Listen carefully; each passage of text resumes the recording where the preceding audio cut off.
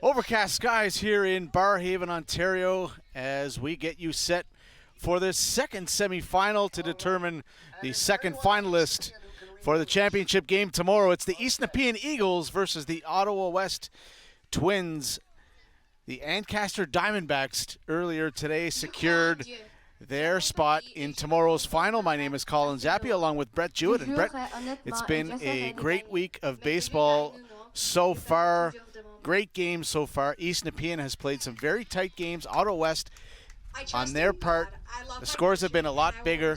They seem to be the favorite coming into this game this afternoon. Yeah, depending on who you talk to, the Cornwall River Rats were one of the favored teams. Ancaster Diamondbacks have played so well in this tournament. But Ottawa West right now has pulled out. They're at the top. They won that tiebreaker between with the head-to-head matchup between the Ancaster D-backs. So they finish in first place, and they're going to be finishing playing East Nepean Eagles as a result today. Yeah, let's have a look at how these two teams got to where they are. Ottawa West went 4-1 in the tournament overall. East Nepean was 2-3. Yeah, Ottawa West beating Orleans 14-4 in their first one, and Ancaster 10-0. A big win against Ancaster. A very good team in their second game. Lost to Cornwall, beat Perth 14-3, and then beat East Nepean 7-6. And then East Nepean's games, they are 2-3. They finish in this tournament. They won their first two games against Cornwall, a really good team, and Perth 6-2. But then they lost their next three against Ancaster, Orleans, and then that final one against Ottawa West. Another one decision loss that they had against Ottawa West. Yeah, and really the heartbreaker for East Nepean was that game against Orleans. It could have been a different story. They might have played a different game here in the semifinal Thursday. They lost that game 5-4 against Orleans a couple nights ago. Let's have a look now at the starting batting lineup for the East Nepean Eagles. Cooper Leopard, second base, batting leadoff. Emmett O'Neill in right field. Cole Cote, the third batter. He'll be catching today's game, a great pitcher for this club. Austin Van Ryswick in left field. Chase Walsh-Guthrie at third base. Dante Sacca, we saw him pitch in the last game we had on Rogers TV. He'll be pitching again today, and he's got a tough matchup for him today. Aiden Hallett, the shortstop. Jimmy Ambler in center field, and James Kelly, the number 9 hitter, at first base. Ottawa West will start in the field first, and let's have a look at their positioning defensively. In the outfield for East Nepean, Austin Van Ryswick in left field, Jimmy Ambler in center, and Emmett O'Neill in right. Looking for the... It's okay. I'll give you the... Oh, here we go. We have the right one here. The Ottawa West Twins now. Vincent Leger in left, Caden Brokop in center, and Owen Cameron in right field. In the infield is Austin McInnes at third. Sam Kennedy, an amazing pitcher for his club. He's not going to be able to pitch today, but he's at shortstop now. And Connor Brucemish at second base. Liam Rossiter will be at first. Battery matchup today, Jack Smugolinski and Nick Hart behind the plate. And we were talking before the game, we think Nick Hart and Rossiter at first base, probably two of the largest competitors, largest players in this tournament that we've seen. And both catalysts offensively for this Ottawa West team. They scored 49 runs in the 5 games that they played. So good offensive club, good defensively too. Only gave up 20 runs as Smegolinski starts things off. And Colin, you talked about that win 7-6 versus East Nepean. That was Ottawa West in their final game. That game had huge playoff implications for this tournament. Ottawa West beat East Nepean 10-9 in the district finals, and they were one win, 2 losses, and 1 tie. That was before this tournament, with every game being decided by 1 run. Ground ball to the second baseman. That's Brucemish over to first to make the first out in the top of the first inning. Number 5. Nice start for Smegolinski. This one hit to the second baseman. Quick throw to first base to get that out. Continuing that thought, so Sam Kennedy threw 83 pitches in that complete game. That was against East Nepean to win 10-9 in that district finals. But East Nepean or this Ottawa West team, it's really pick your poison. It was a 3-way tie, would have been with Ottawa West, Cornwall, and East Nepean. If that decision had gone the other way. East Nepean beat Cornwall in the head-to-head matchup, so they would have had finished in second place if they won that final game against Ottawa West.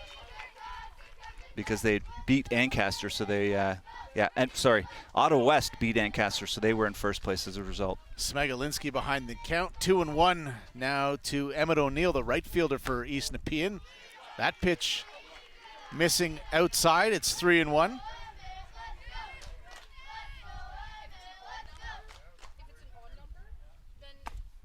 That pitch in for strike number 2, so a full count now to Emmett O'Neill. Mentioned Sam Kennedy throwing 83 pitches in that complete game. He also threw a complete game with 48 pitches in their 10-0 win against Ancaster in 4 innings.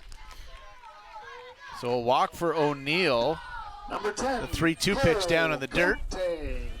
So the catcher, Cole Cote, into the batter's box for his first crack at Jack Smegolinski. First pitch missing up and away.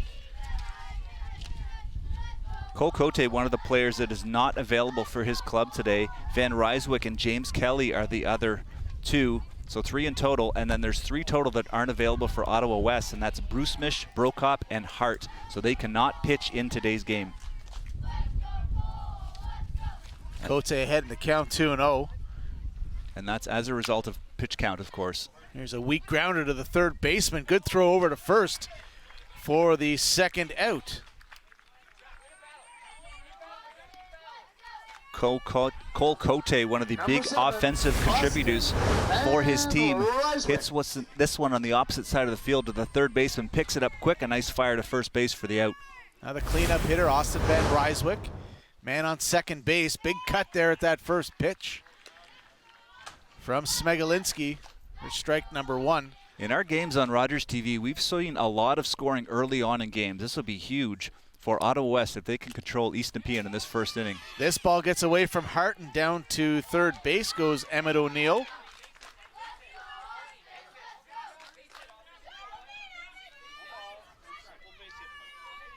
Runner in scoring position here at third base. Big chance for Austin Van Ryswick. He's going to have to do it with 2 outs. There's a nice pitch on the outside part of the plate. Now the count 1-2 as Smegolinski tries to get out of this top of the first unscathed. Here's the pitch. Swing and a miss for strike 3, and down goes Van Ryswick to end the inning. So no runs there, no hits, no errors, and we had 1 runner left on base. That was the Emmett O'Neill at third base. Smegolinski of Ottawa West, a pitch count of 16. That's 16 for Smegolinski. Probably heard that nice and loud. I was saying before, we had Hannah Robert helping out, and I really appreciate her helping out with pitch count in between innings, but Jim Dean doing the announcing today, and I could hear that nice and loud in my headset, not as usual. So 16 pitches there from Jack Smegolinski in the first inning. So to the bottom of the first we go, and up on your screen right now you see the starting batting order for the Ottawa West Twins. Again, Sam Kennedy, one of the best pitchers for his club. He's going to be leading off playing shortstop today. That means Jack Smegolinski will be pitching. And the second batter, Liam Rossiter, the tall first baseman, batting third. Nick Hart, the catcher. Owen Cameron in right field. Austin McInnes at third. Connor Bruce-Mish, the number 7 batter, at second base. Vincent Leger in left field, and Caden Brokop rounding out that order in center field, the number 9 hitter. Here's the defense for the East Nepean Eagles. There we go. Austin Van Ryswick in left field, Jimmy Ambler in center, and Emmett O'Neill will be in right field.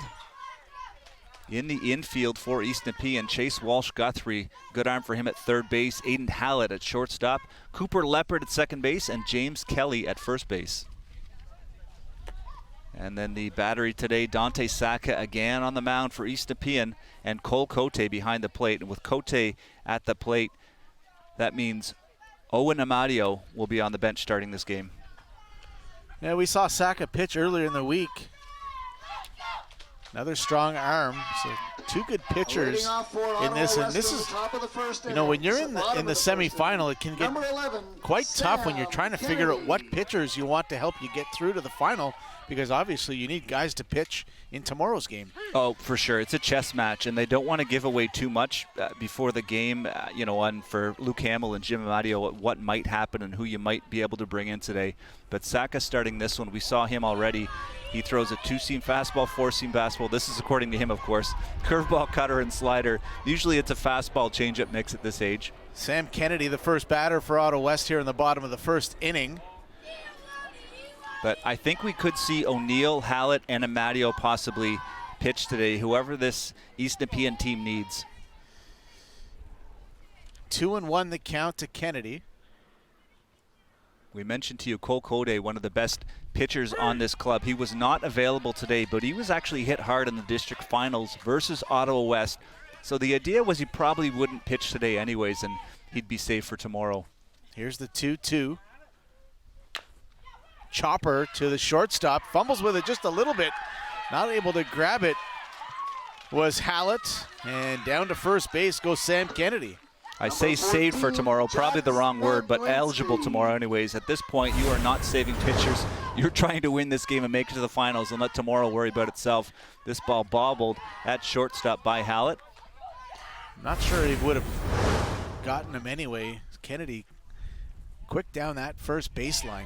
Swing and a miss there for Jack Smegolinski. Pitcher on pitcher. First strike thrown by Saka. That in for strike number 2.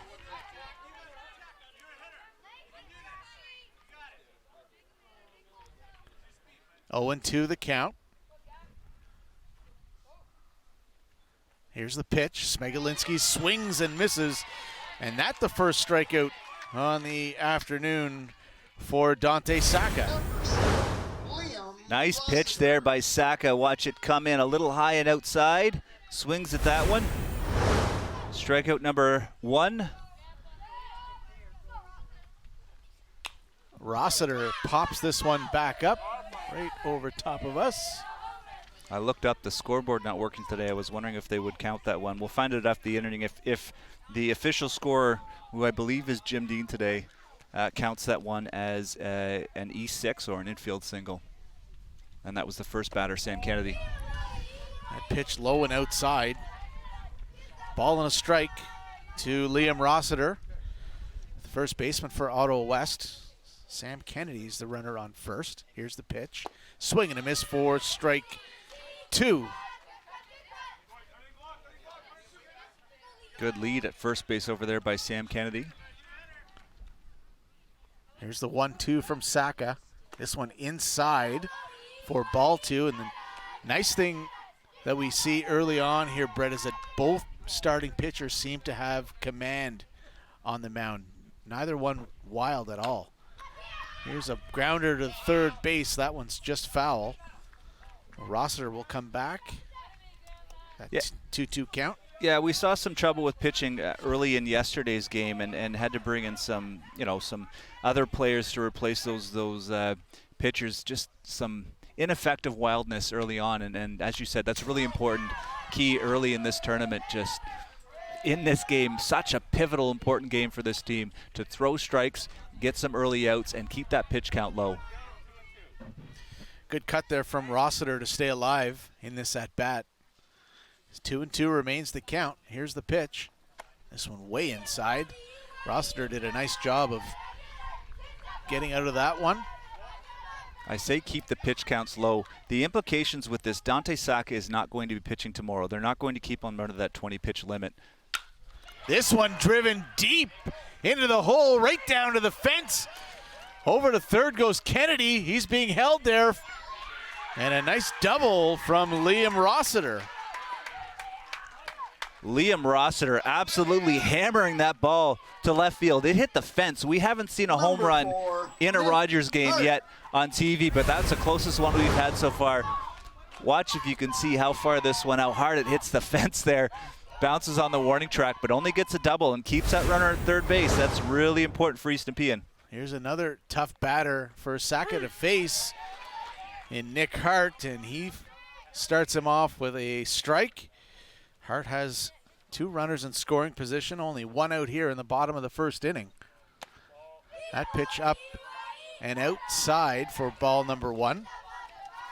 Nick Hart in his last game was 4 for 4, single to center, single to right, single to left, single to center. So defense, be on your toes in the outfield. And they're not playing that deep out there. There's a strike, 1-2 the count. And I know Mom Stephanie watching at home, probably nervous for son Nick right now. He's facing a 1-2 count. Here it is. Great swing right to the right fielder. Tagging from third and a safe. Wow. At home. A sacrifice fly for Nick Hart. Gets the first run across the plate for Ottawa West, and they lead this one 1-0. And on that play, the runner does not advance from second to third, which was curious as that throw was coming home. I said wasn't playing deep, playing in a good spot there, makes the catch, and then that big throw home.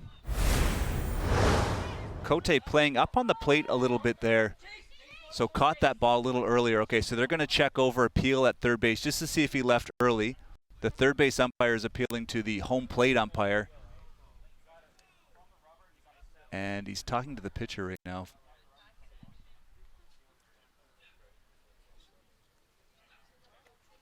Don't know if you caught that. Anyway.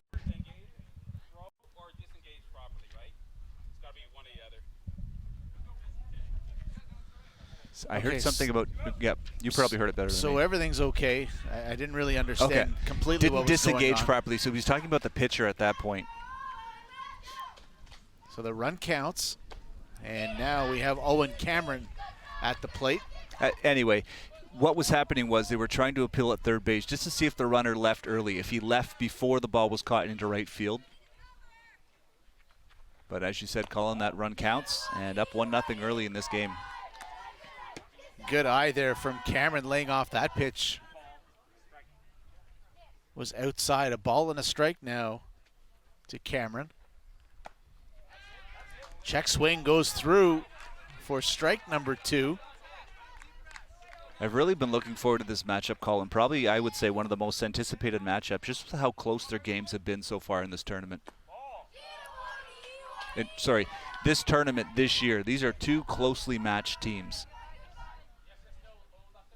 The only thing throwing things off today would be the pitchers that you're throwing in. You might not have the guys that you ideally want in certain spots because they might be maxed out. This one chopped foul. Cameron stays alive, and really it was that final game in the district championship that, because Ottawa West won that game, the only reason that they're in this tournament. That's very true. Had they lost, they would not have made it. Yeah, that's a great point. Can you imagine the team that could win this and finished off in first place might not even be here? Chopper up the middle, second baseman makes a great play, but safe at first was Cameron running that one out. Over to third goes Liam Rossiter. The infield again, not quite pulling through. What a tough play, though. Watch as this ball's hit up the middle, bouncing over the pitcher, picks it up, going the wrong way, steps and plants the big throw, but in safely at first base is Owen Cameron. Did a great job there just to get to that ball. Have a substitution. Starter, number 21, Austin McInnes, is number 42. Interesting. Titus. So they're going to try and cash the run early, it seems. Taking the bat out of McInnes' hands, putting it in Elliot Titus. I would really think this shows how much faith you have here in Elliot Titus in this spot to come in and hit for Austin McInnes, because you have two runners on base and you want these runs scored. You want to pile on East Nepean early. Strike number 2 as the runner heads down to second base. So now Titus has runners on second and third. Down in the count 0-2, but an opportunity to give his team a real good advantage here in the first inning.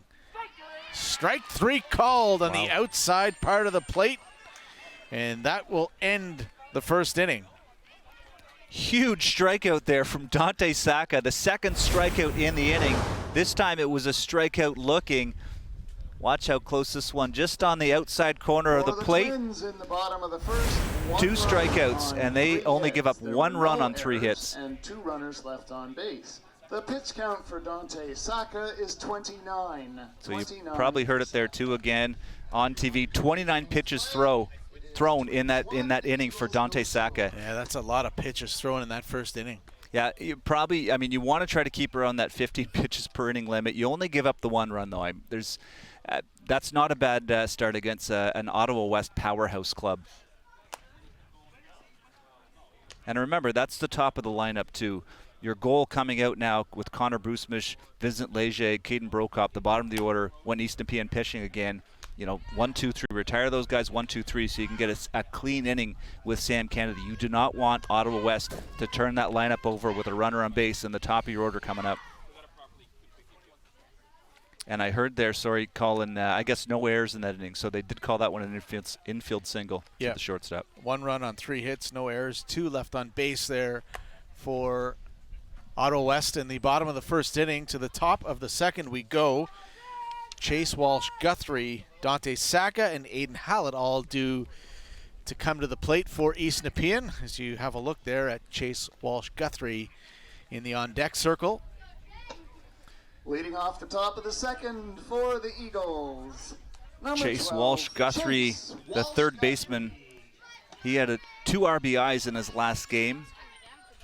Had a single to center field to finish that game with a strikeout looking. He came into, one at bat. It was Owen Ahern that came into pinch hit and had that single to center field in that game in the 3rd inning against Perth Royals. Walsh-Guthrie fouls off the first pitch that he sees from Smegalinski. Here's the 0-1 down in the dirt. A 1-1 count now to Walsh-Guthrie. Here's the pitch from Smegalinski. That went in there for strike number 2.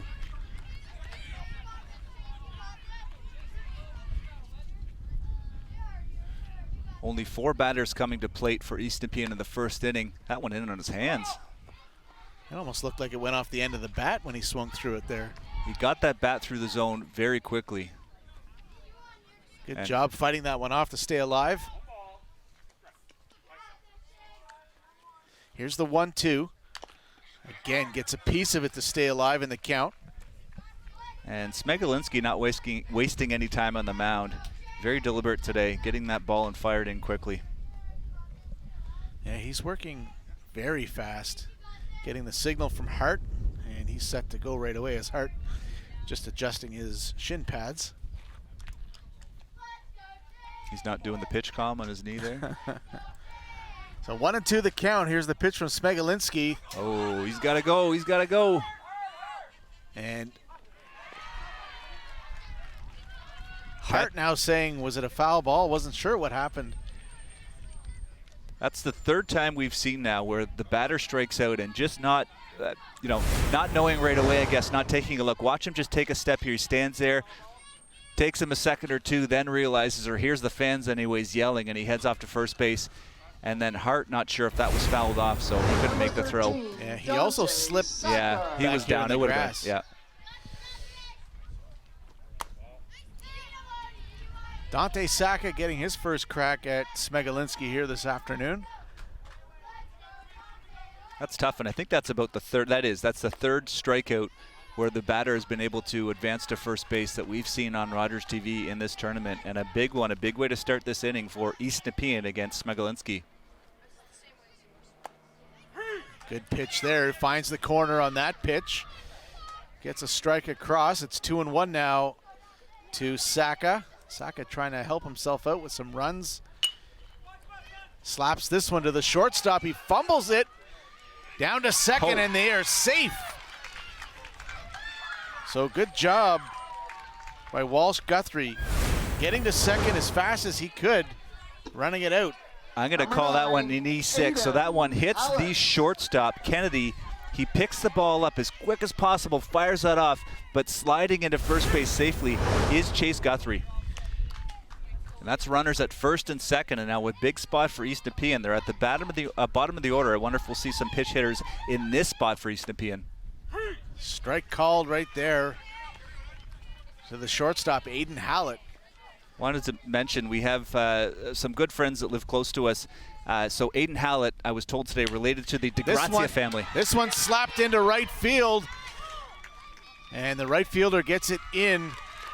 That is Cameron out there, and that holds all the runners. So now the bases are loaded. Jimmy Ambler coming to the plate with a chance to do some damage for the East Nepean Eagles. So a shout out to the DeGrazia family, and Aiden Hallett doing it for them there. Nice hit into right field. First, second, and third here with Guthrie, Sack, and Hallett. And you have Jimmy Ambler up to the plate. So tough spot for Jack Smegolinski. He's going to have to bear down. You can see him on the mound taking a deep breath, collecting his thoughts here before he fires the pitch.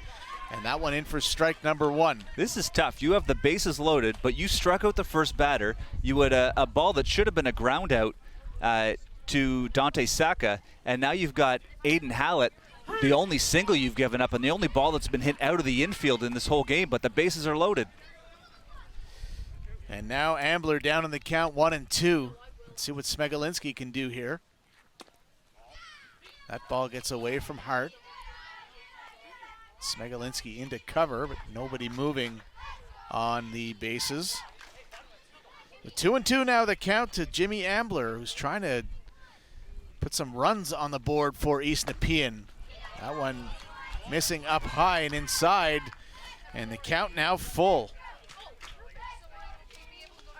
Well, maybe gut check time here early on for Smegolinski as he fires that one down in the dirt, and it's a walk. We'll have a run scored. And everybody moves up a base. That was interesting. So Jimmy Ambler, after the walk, which scores the run, big spot there for East Nepean, drops the bat behind it, but then starts to run backward. I wonder what the heck was going on, but went to pick up the back, so he threw it towards his dugout. Run comes in. That's Chase Guthrie again. He struck out looking to start this inning, made it all the way to first base, and now scores the first run of the game for East Nepean. And that evens the game 1-1 now, the score. As the manager for Ottawa West out to the mound to have a chat with his pitcher and catcher and a couple of the other infielders. Just making sure they know exactly what to do if the ball is hit to them. As now the number 9 hitter in the lineup for the East Nepean Eagles comes to the plate. That's James Kelly. Swings at that first pitch he sees for strike number 1. Managers having to think now about who might come in after Smegolinski if more trouble mounts for East Nepean. Sam Kennedy, Smegolinski throwing the fastball, curveball, changeup. He changes his arm slot as well too to throw off the batters. Again, ahead in the count, 1-2. James Kelly's the first baseman for East Nepean. Bases loaded. That one missing inside. That evens the count at 2. Here's the pitch. Good cut there from Kelly. Gets a piece of it, stays alive. And Sam Kennedy, finish that thought, is someone that is available to pitch today. He matches up very well versus Ancaster, though, so you would hope to leave him for tomorrow, but at the very least, he's probably going to throw 20 pitches today. You could probably bank on that at least. Again, Kelly getting a piece of it, fouling it back as all the kids chase that foul ball, trying to get that piece of gum when they bring the ball back. Most importantly today for Ottawa West is getting through this game, though, and if you have to ride Kennedy to win this game, you're going to do it. Good pitch right there from Smegolinski. Strikes out James Kelly for the first out of the inning. Number 4. The second strikeout of the inning, but only the first out for Jack. Nice swing and a miss there. But he's got to face the top of the order now. Cooper Leopard, who had a ground out in his first at-bat to the second baseman.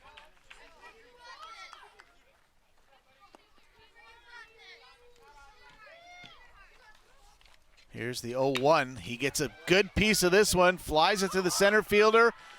Long throw in. There's no play at the plate. Play at third, safe at third. Love that. Wow.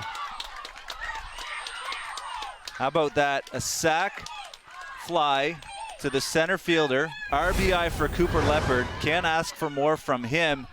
Phenomenal job. And this ball thrown in, caught by the pitcher.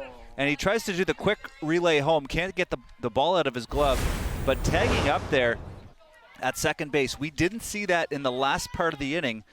I believe that was Owen Cameron. No, sorry, that was Liam Rossiter when he didn't tag up at that point to get to third base.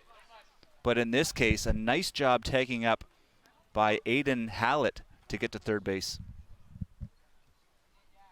So Something Hart else. calls time, and he's going to position the defense as per the manager's orders. But Emmett O'Neill now at the plate. Heading down to second is Jimmy Ambler. So now runners at second and third. 2 runners in scoring position, but 2 out for O'Neill here. He walked in his last at-bat. Made it all the way to third base after a pass ball. Smegalinski really throwing some hard fastballs, trying to overpower these batters. And there's a good pitch for strike number 1. 2-1 now the count to O'Neill. O'Neill walked in the first inning and made it all the way to third, but was stranded there. Laces check, everybody. Oh, that's Rossiter, I think, at first base, just tying his laces. A little break in the action.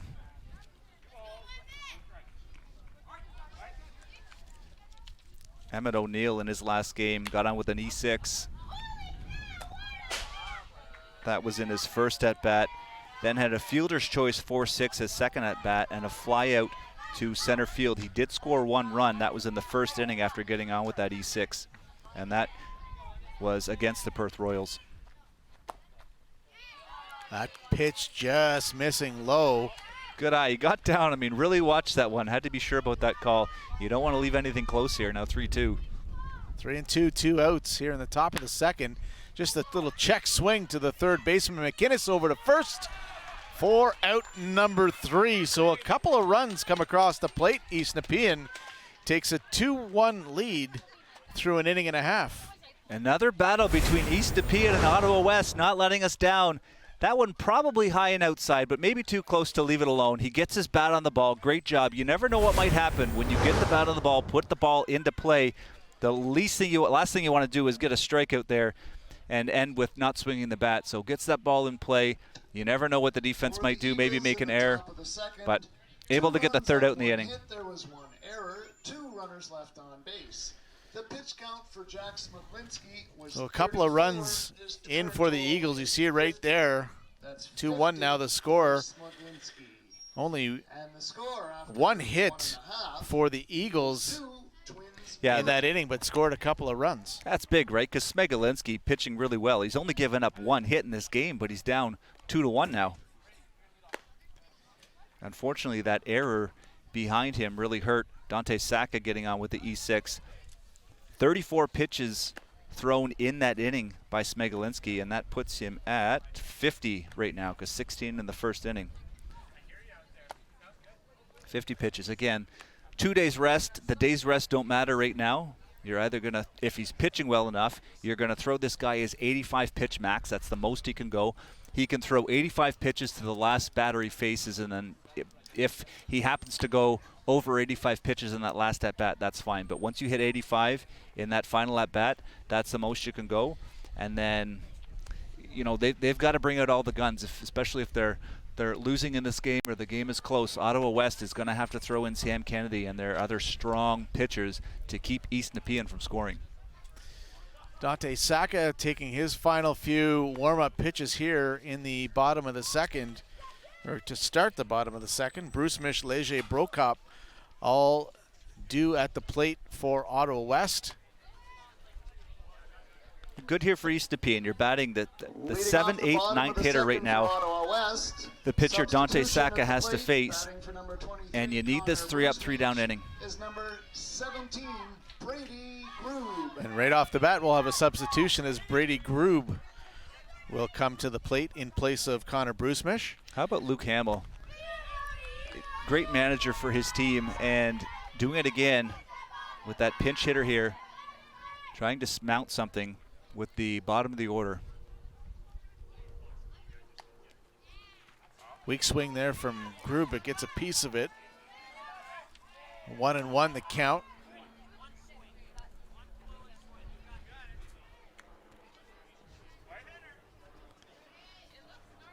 Here's Saka on the mound, delivering the 1-1 pitch. Grounder right up the middle, right through the legs of the shortstop, Hallett. And Grube on first base to lead things off for Ottawa West. Another error in this game and another ball mismanaged at shortstop, this time by Hallett, as this one gets right through him, right through the wickets. He's got to make that play. This is the #1 hitter. You don't want the leadoff hitter on base. Gareth Patrick. And another substitution is Gareth Patrick now at the plate. Here it's a lazy fly ball, drops in front of the center fielder, but Grube makes the extra effort to get down to second base. And everybody's safe. Now runners on first and second, nobody out. Pop up. I liked it shortstop there. I wasn't sure if he was trying to make the runner Grube make it look like he was going to catch that ball, but jumped up anyways, threw the glove up. If it was for that reason, good, but otherwise, ball hit, single, 2 runners on base now. Big spot for the Twins at the bottom of the order. Oh, they've got somebody in a rundown here. That was trouble for Ottawa West. Running to third base really slow, Brady Grube. The catcher picks up the ball, but not a good throw to third base, and Grube hustles back to second base safely. Brokop with a deep drive to center field, way back and over the head of the center fielder, Ambler. 1 run will come in to score. They'll hold the runner at third. And Caden Brokop with an RBI double. When you can get that kind of offense from your #9 hitter, you'll take that any day of the week. Deep fly ball to center field, just out of the reach of the center fielder, Ambler. He falls over. That's tough. As the center fielder, as any outfielder, pick up that ball quick and get it in quick. That first pitch to Sam Kennedy outside. Bothered me the Jays game the other day. Jaron Duran playing center field. Couldn't find the ball. I completely get that. But then the ball's over his head and he just stands there in the outfield. That is your job. I don't care what position you're playing in the outfield. Run back and get that ball. Ball is the priority. Speaking of the Jays game the other night, how awesome was it to see Buck Martinez back in the broadcast booth? Phenomenal. Really glad to hear that he's doing well, and glad to see him back. And I'm glad also that he mentioned that about in that game. No one else commented about Jaron Duran just standing there as an outfielder after that misplay. And I'm very glad that after that many games that Buck Martinez actually brought that up. 3-0 the count now to Sam Kennedy. That pitch finds the outside corner for strike #1. Now we've got the scoreboard back up and running. Oh, that's nice. No pitch counts, of course. 3-1 now to Kennedy. Grounder to third base, takes a big hop. We've seen that hop there before. A run will come in to score as Gareth Patrick crosses the plate. And Ottawa West back ahead 3-2. Wonder if they'll call that one an E5 or an infield single. You said, watch the high hop here. Yeah, there is a spot there in the infield. We saw it the other night in our first game that we did.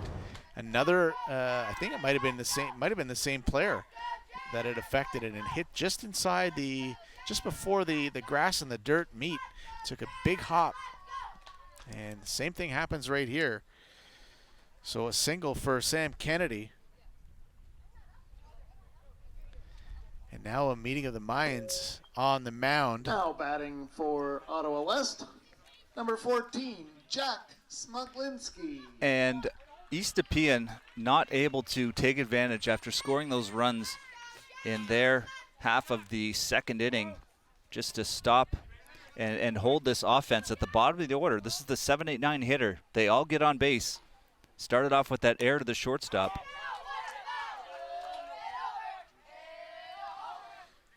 Well, Jack Smegolinski, the pitcher for his side, now trying to get on base. He's got runners on first and second. And we have nobody out here in the bottom of the second inning. His team back ahead 3-2.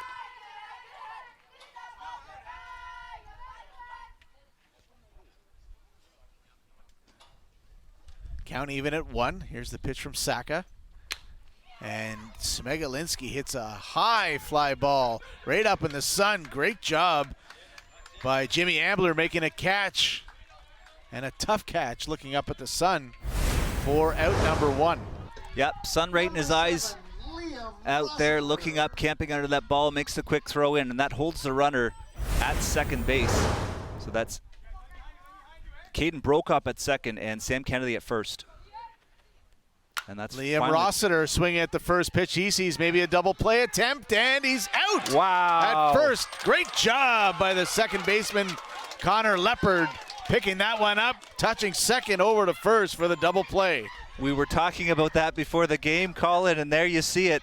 Nice double play. The second baseman, one of the best defenders on this team. I talked to Coach Jim Amadio about that earlier. Phenomenal defender. Watch him pick that ball up cleanly, fires the throw to first to get the out and get his team out of trouble, but not before giving up 2 runs. Yeah, 2 runs in that. In the bottom of the second. Bottom of the second. On 2 hits, and there were 2 errors. Couple of hits, couple of errors. On base, and the pitch count for Dante Saka And 1 runner left on base. 44. Saka now up to 44 pitches thrown. As we move to the 3rd inning. The score is now Ottawa West Twins 3, East Nepean Eagles 2. So look at this, East Nepean in another 1-run game. And you look at the games that they played this week. They beat Cornwall 2-1. There's a 1-run game. They beat Perth 6-2. So good spread there. They lost to Ancaster by 2. But then again, 2 1-run games to end the round robin portion of the tournament, losing 5-4 to Orleans and then 7-6 to Ottawa West. So these 2 teams have been playing close games all season long, and now here another one this afternoon in the semifinals. Yeah, and Jim Amadio, coach for his team, just trying to cross over that line and finally get that 2 extra runs that they need to win this game. 3-2 the score currently. And actually the 7-6 game against East Nepean in the round robin portion for Ottawa West was the closest game that they had. They blew everybody else out. They beat Orleans by 10.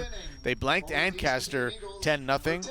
They beat Cornwall by 3. They beat Perth by 11 runs and then just beat East Nepean in that final game to secure first place. That first pitch down in the dirt to Cole Cote, the catcher this afternoon for East Nepean. Cole Cote, one of the top hitters on this team, the number 3 hitter throughout most of the year. Ground out to the third baseman in his last at bat. Reaches for that one.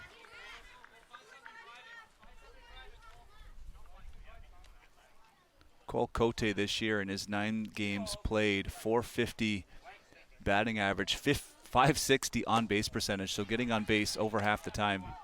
That one down low. Now Cote ahead, 3-1 in the count.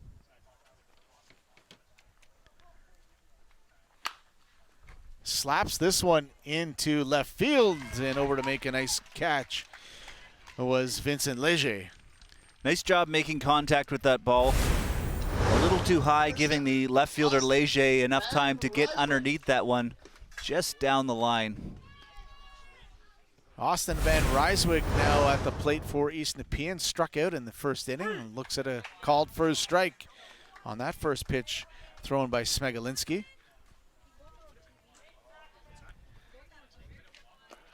Curveball thrown down and outside. Van Ryswick this year in his 24 plate appearances, .263 batting average, .410 on base percentage. Fastball paints the outside corner. Van Ryswick now down 1-2.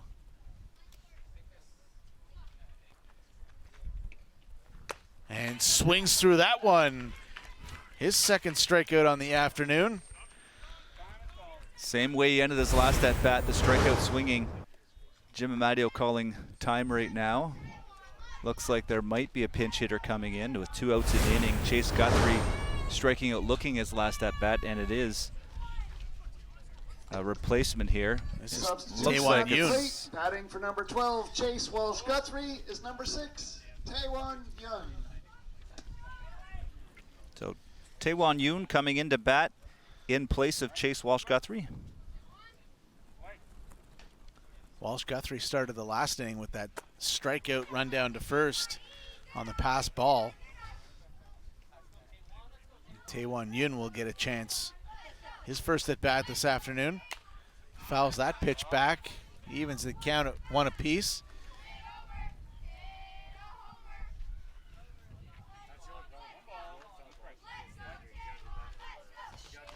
Here's the 1-1. This one again fouled back. Here is the battle between managers bringing in all these pinch hitters. It's worked so well for the Ottawa West club. Gareth Patrick getting that single to center field, and Brady Grube getting on base as well. That pitch inside. We'll see if it works out here for Jim Amadio. They went down to the first base umpire. They thought maybe trying to get out of the way, he might have gone through. Here's a swing. It's a good piece of that one. Stays alive.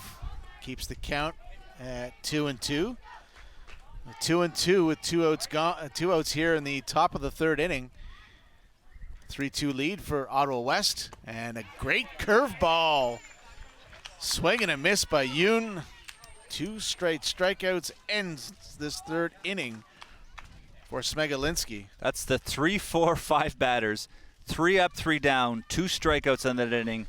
A tough one for East Nepean, but what an inning for Smegalinski. Brett, the most exciting time of our broadcast for you. Today's trivia question. There are 31 players in the Baseball Hall of Fame that started in Little League. Name the 3 who played for the Toronto Blue Jays. In the Baseball Hall of Fame, started in Little League. So get your mind going. We'll give you the answer in the 4th inning. I know Mike James loves these Blue Jays questions, big Blue Jays fan, so throws out another one for you.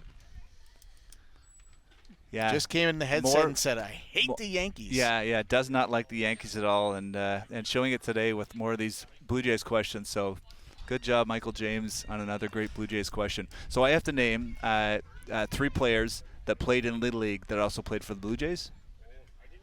Yeah. Well, don't we know Jason Bay and from the question yesterday? Sorry, not Jason Bay. Michael Saunders from the question yesterday. You have to figure it out, man. Okay, yeah.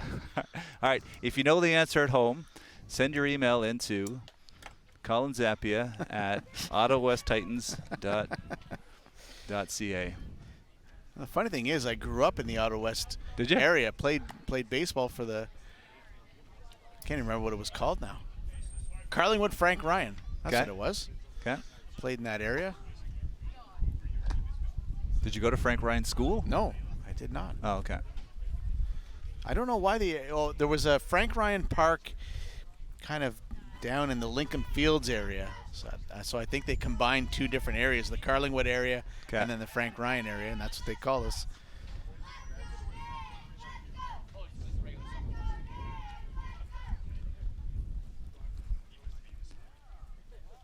I had 60. That must be 65 total here. Just looking at pitch count. I'm gonna have to find out this number for pitches, because that can't be right. Number 11, Jimmy Ambler comes out, and number 1, Carter McLean goes in for him. That's in the 8th spot for East Nepean. So at the plate, number 4, Nick. Now we're trying to figure out all these defensive substitutions. I know they just announced it, but we had Jimmy Ambler starting in center field to start the game. So Van Ryswick must have moved over to center. Ambler was in left, and now there's a substitution again. In any case, Nick Hart at the plate for Ottawa West. Fouls this pitch back. All right, Colin, I'll be right back. I want to find out the pitch counts for that inning. 0-2 the count to Nick Hart. Here's the pitch from Saka. Good cut there from Hart once again. Just missing on these pitches. All right, I was told 65 pitches for Smegalinski. Total. Yeah. Okay, that makes sense. Another good cut there from Hart. So getting the pitch count up on Dante Saka with all these. Okay, so he threw, Smegalinski threw 10 pitches that inning then, and he's at 65 total now. So 20 more pitches left in him. Pop up to the shortstop right there, and he makes the easy catch for out number 1 here in the bottom of the 3rd inning. Camping underneath that ball, hit high, not too deep at shortstop to get the out. So Owen Cameron comes to the plate with 1 out here in the bottom of the 3rd inning. Had a single in his first at bat in the 1st inning. And this one he drives deep, and it's going to go way over the head of the center fielder, and home run. Oh my. Deep over the head for sure, and over the fence as Owen Cameron smacks a big home run for his club. Talked before, we haven't seen a home run yet. We've seen a few deep ones, but no doubter, Owen Cameron, home run to center field. Nobody on base. Nick Hart, the only batter before him in this inning, but what a hit. Deep and running, no chance. You're just running towards the fence at that point. So they're going to make a pitching change now as Saka comes out.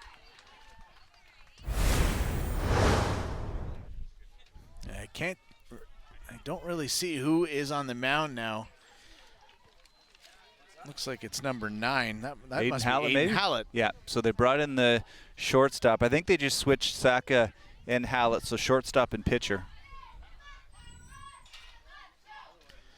So Aiden Hallett now will take a few warm-up pitches. And maybe not. Austin McInnes in. Yeah, they've got to get him a few warm-up pitches here before he starts. Austin McInnes back in where Elliot Titus came in and struck out looking.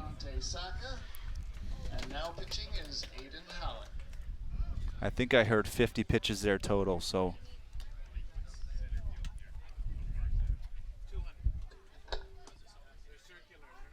So he throws 6 pitches this inning then, so 6, and that puts him at 50 total.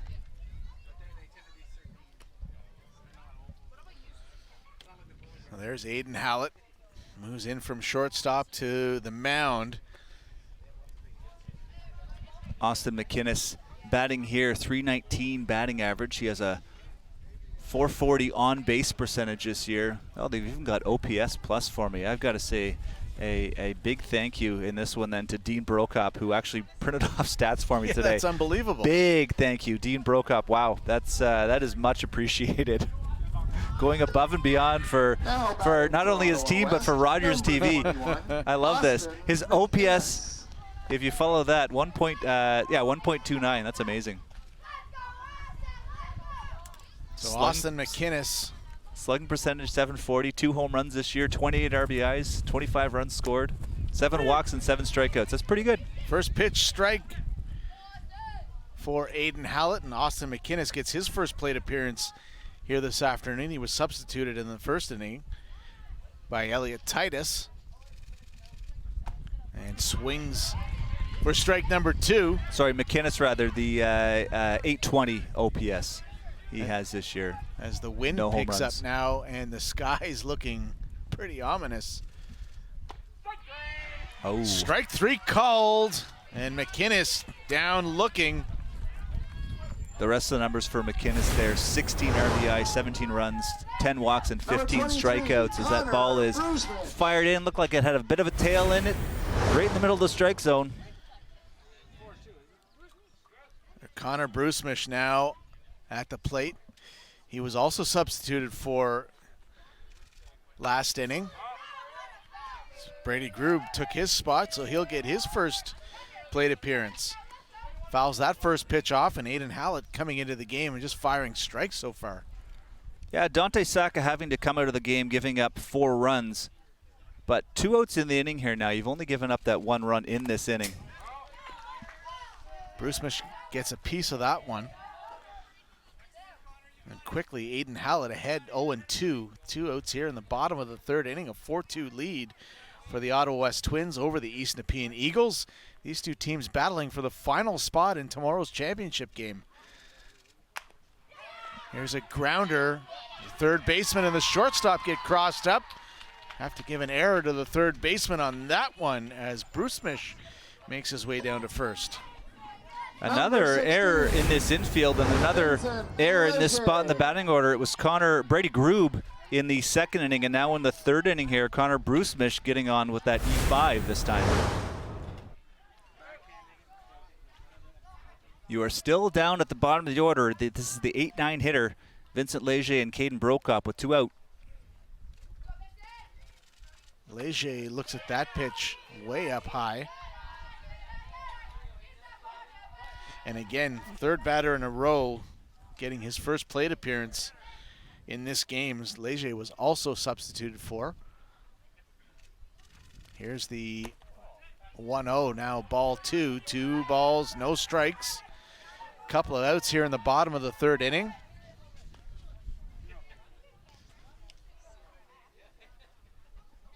Runner on first is Connor Brucemish. The umpire calls time. Seemed as though the catcher and the pitcher taking a little bit too long to get their signals all together. Now he's all set to go. 2-0 to Leger. Good pitch right there for strike number 1. Did some quick math. I've got the final stats here for Dante Saka in the game. 2 1/3 innings pitched, 50 pitches. He threw 7 hits, 4 runs, no walks, 2 strikeouts, didn't hit a batter. 2-1 the count now to Leger. That one way up high.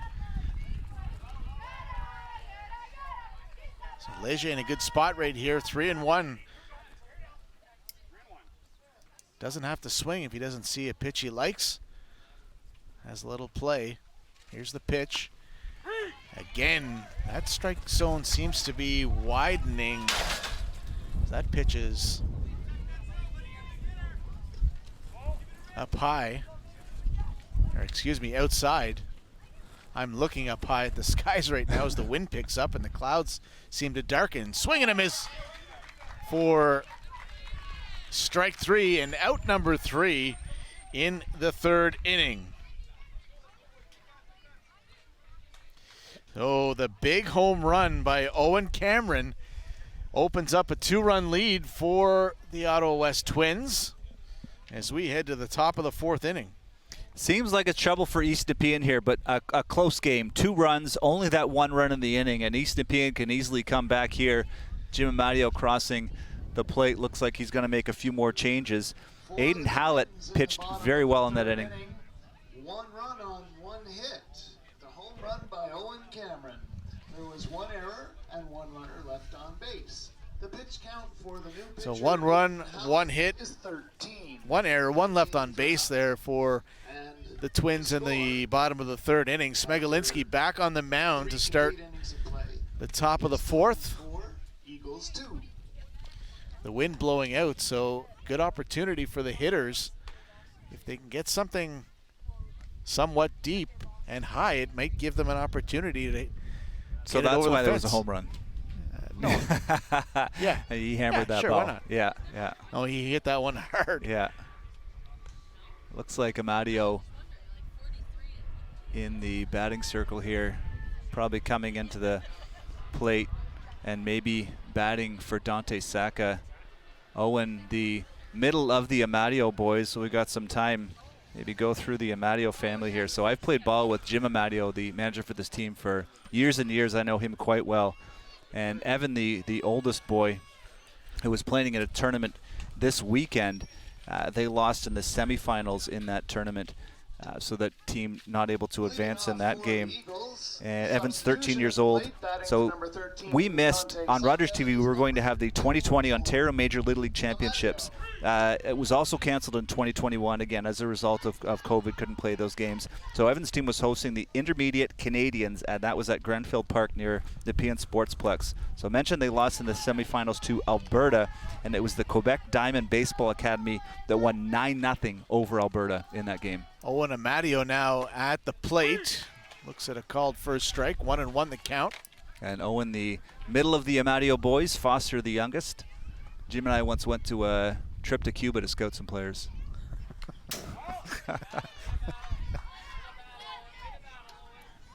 Big at bat here for Owen in this one. Leading off this inning, team down 2 runs, and the scoreboard's not working again.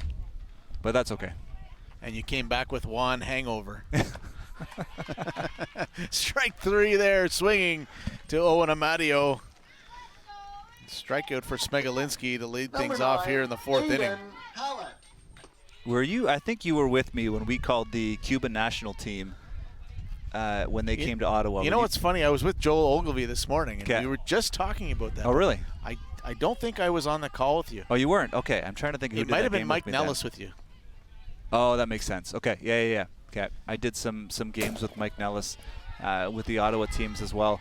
Anyway, that was so much fun. Those games that we called. So that was the Can-Am League at the time, and then the Cuban national team came, and they were a part of showcasing some players and playing in some game. It was the Shikoku Island was another team that came and showcased some players.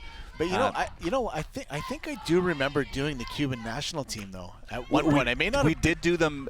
We did them. Whenever the last time was, 2019. But we did them before that as well. Yeah. I think maybe the year or so before that. And that was a lot of fun. So in that, I think it was that tournament, we saw Yoelqui Cespedes, who is with the Chicago White Sox in their system now, a decent prospect. But Louis Robert, one of the biggest players in baseball. Grounder to the shortstop. Over, makes a bad throw. Error to the shortstop. And Aiden Hallett safely at first base. Luis Robert, one of the biggest players in baseball, and doing so well for the Chicago White Sox. He's injured right now, and he defected right around that time, either then or shortly afterwards, to come play American baseball. Here's number 1, Carter McLean. Swings at that first pitch. The third baseman playing well in here on the grass. Not sure if he's anticipating a bunt. McLean looks at that one outside. 1-1 the count with one out here in the top of the 4th inning. Ottawa West with a 4-2 lead. That pitch outside for ball number 2. So this is a new batter here too, right? Carter McLean into bat. In place of Jimmy Ambler, yes. A strike called right there. It's 2-2. The replacement's not working today so far for East Nepean, but doing well for Ottawa West. That pitch way outside. Good eye from McLean's. 3-2. And that pitch outside. McLean down to first base on the walk. Nice. Second time in this game that number 8 hitter, Jimmy Ambler first, and now Carter McLean getting on with the walk, and 2 runners on now for East Nepean. Again, the bottom of the order, really mounting some offense for both clubs today. And we'll have another substitution as Owen Ahern replaces James Kelly, or will replace James Kelly. Another meeting out at the mound. East Nepean will have a substitution at the plate. Batting for So number 3, Owen James Ahern Kelly, before the game, is because number when I 14, asked, I don't know who it was on the Ahern. first game, they pronounced it Owen Ahern. And then you knew the I know his. yeah. I know Owen's mom went to high school with her, Michaela. So Owen Ahern, and so I went over today to solve this pan dilemma, Ahern versus Ahern, and I asked them, and everyone was saying a different name. So I said, okay, just whoever, Owen, put your hand up, and he did. And I said, Owen, is it Ahern or Ahern? And he said Ahern. No, what did he say? said Ahern. No, he said Ahern. No, he said Ahern first. Yeah, sorry, he said Ahern. Wait. He said no, Ahern. yeah, Ahern, yeah, Ahern. So even he didn't know his own name.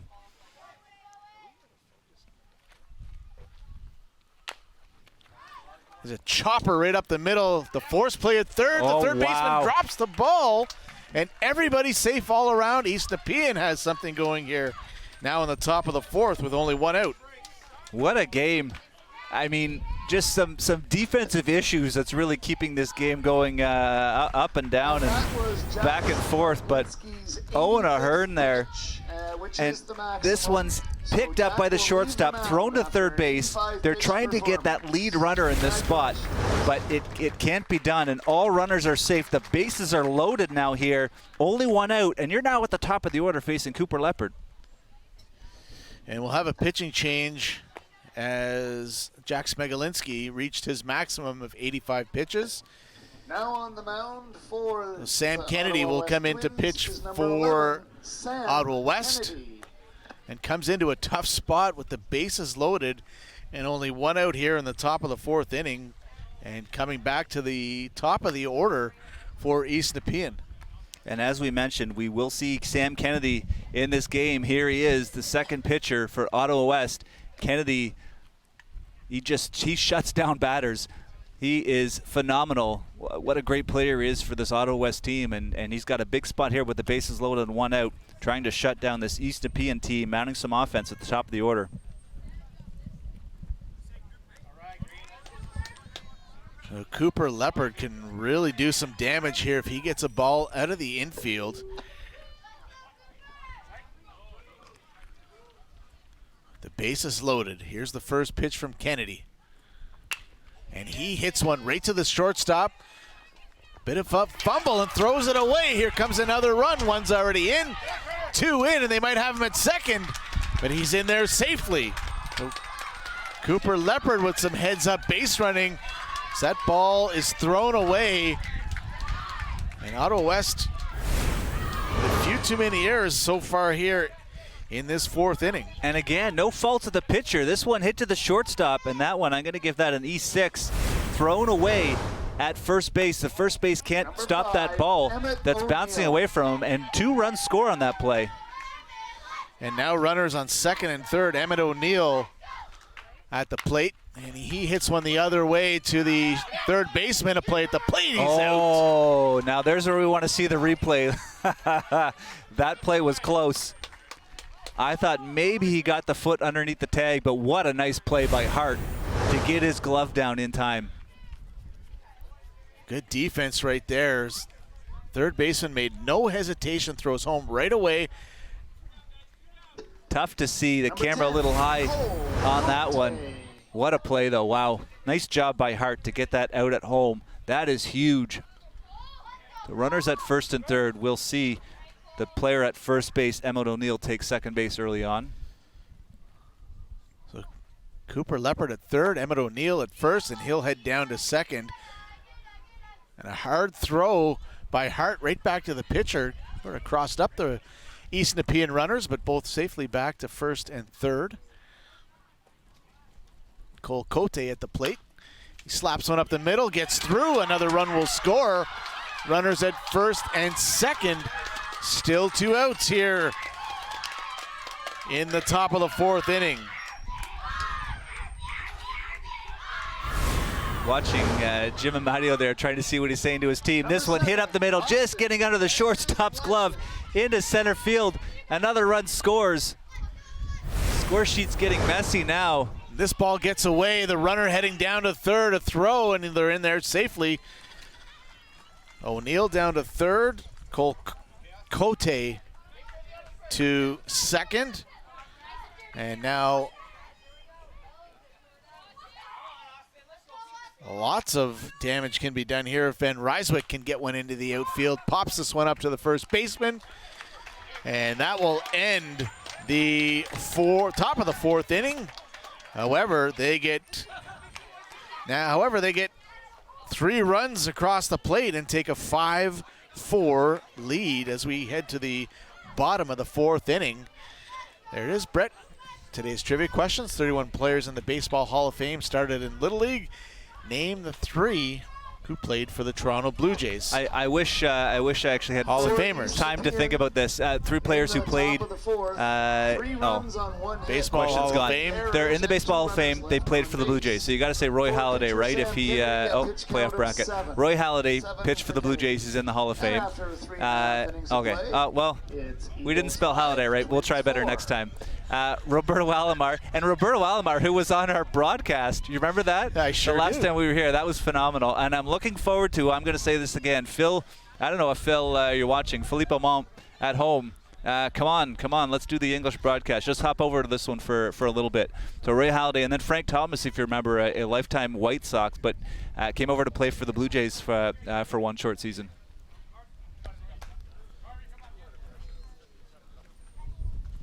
So a 5-4 lead now for East Nepean as we are in the middle of the fourth inning, heading to the bottom.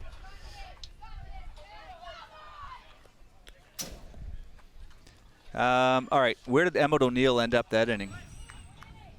They were at second and third. Yeah, Emmett Oh, O'Neill, you know what? It Cole was Cote first and third. Cole Cote didn't make it to second base. He was did at he? second. Yeah, he was at second.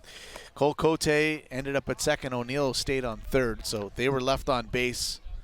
So I was doing the line before. I didn't get very far because there's just so much action. These games are so fast. But 85 pitches thrown by, I don't know what the final total was, but 85 pitches by Smegolinski. One hit. He only had one hit that he gave up today, and those 2 runs off those hits before he left the game. Substitution at the plate. Batting for number 13, Caden Brokop, will be number 18, Johnny Kuhachi. So another substitution in the batting order. As Kuhachi will start things off instead of Brokop.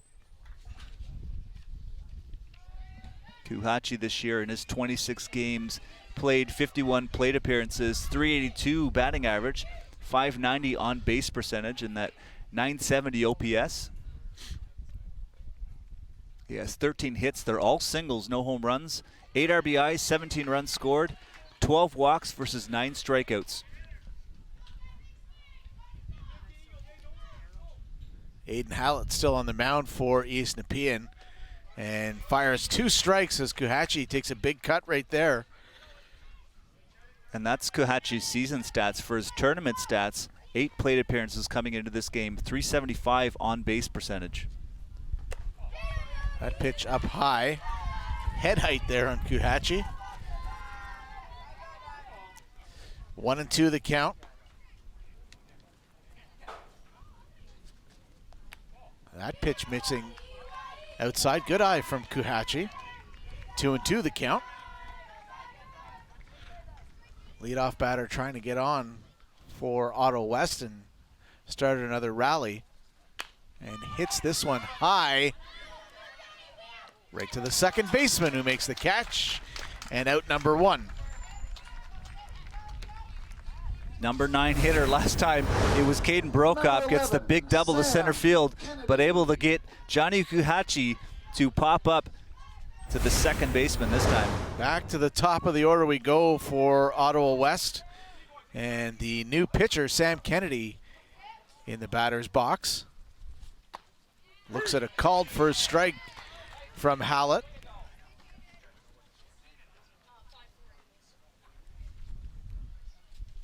Just checked in with Hannah. I had 7 pitches, I guess, in that inning for the new pitcher. That pitch way outside. That evens the count at 1.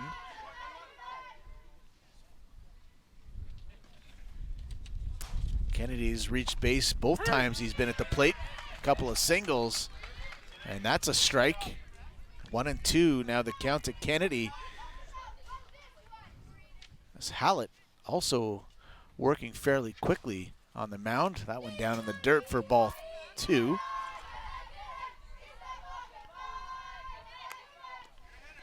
So the count even at 2 with 1 gone here in the bottom of the 4th inning. East Nepean with the 3 runs in the top have taken a 5-4 lead. And Hallett trying to keep Ottawa West off the board. Kennedy thought about that one. You saw the hands move just a little bit, but held off. And the count is run full, 3-2, and here's the pitch. A swing and a miss by Kennedy. 2 outs now here in the bottom of the 4th inning. I love the action on his pitches. He throws the ball hard, and you see some movement at a young age from this right-hander. The wind really picking up now, and Jack Smegolinski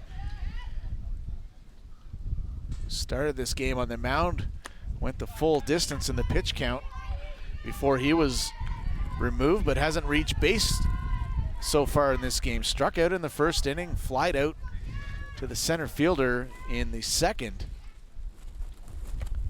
And looks at a called strike right there. Smegolinski striking out, swinging in his first at-bat, then that fly out to center field in the 2nd inning for Ottawa West. 1-1 the count. Here's the pitch from Hallett. Down in the dirt for ball number 2. He has a .400 batting average this year, .520 on base percentage. No home runs for his team, 12 RBI, 22 runs, 9 walks, 13 strikeouts. There's a good cut. Good fastball there from Aiden Hallett. Smegolinski late on that one. His tournament stats, .313 batting average, .450 on base percentage. No home runs, 5 RBI, 6 runs, 2 walks, and 5 strikeouts. And here's a deep drive. This is going to get over the head. And over the fence, it'll be a double for Smegolinski. 2 of the hardest hit balls we've seen in this tournament happening in this game. The home run from Owen Cameron in the 3rd inning, and now this ground rule double as it hit deep and bounces over the fence. The left fielder just puts up his arm. Van Ryswick, nothing to do for him there. Rossiter chops one down to the 3rd. Long throw over.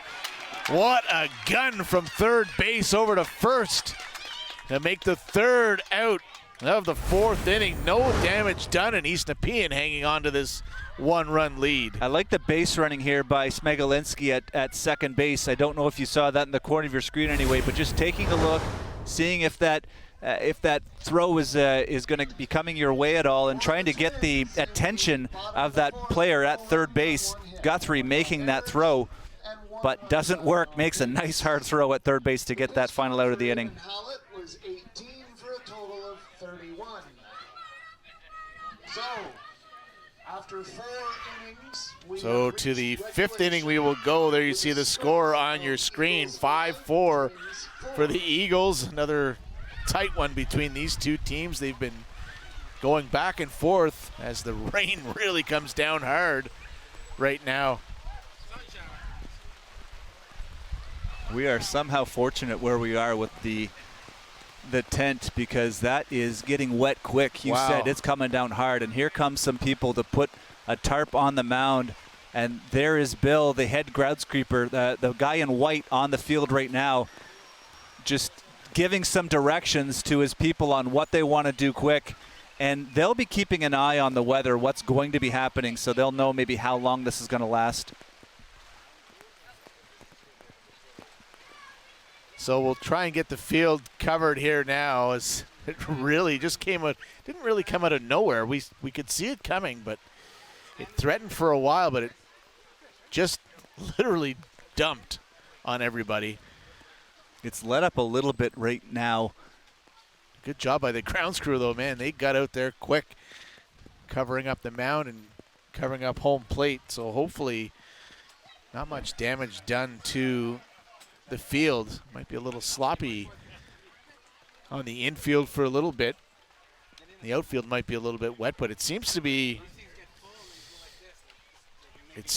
letting up a little bit. We got some visitors under the tent here taking shelter.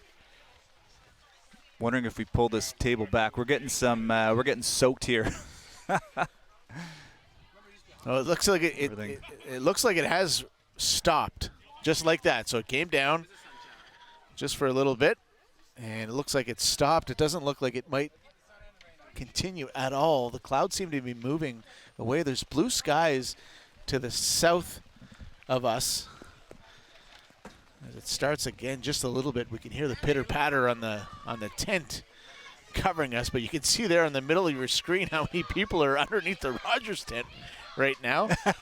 Yeah, right in the middle of your screen. Everybody we're just packed in. Took cover.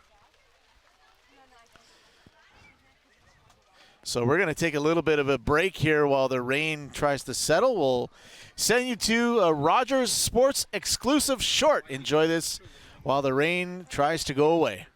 That's a really nice picture.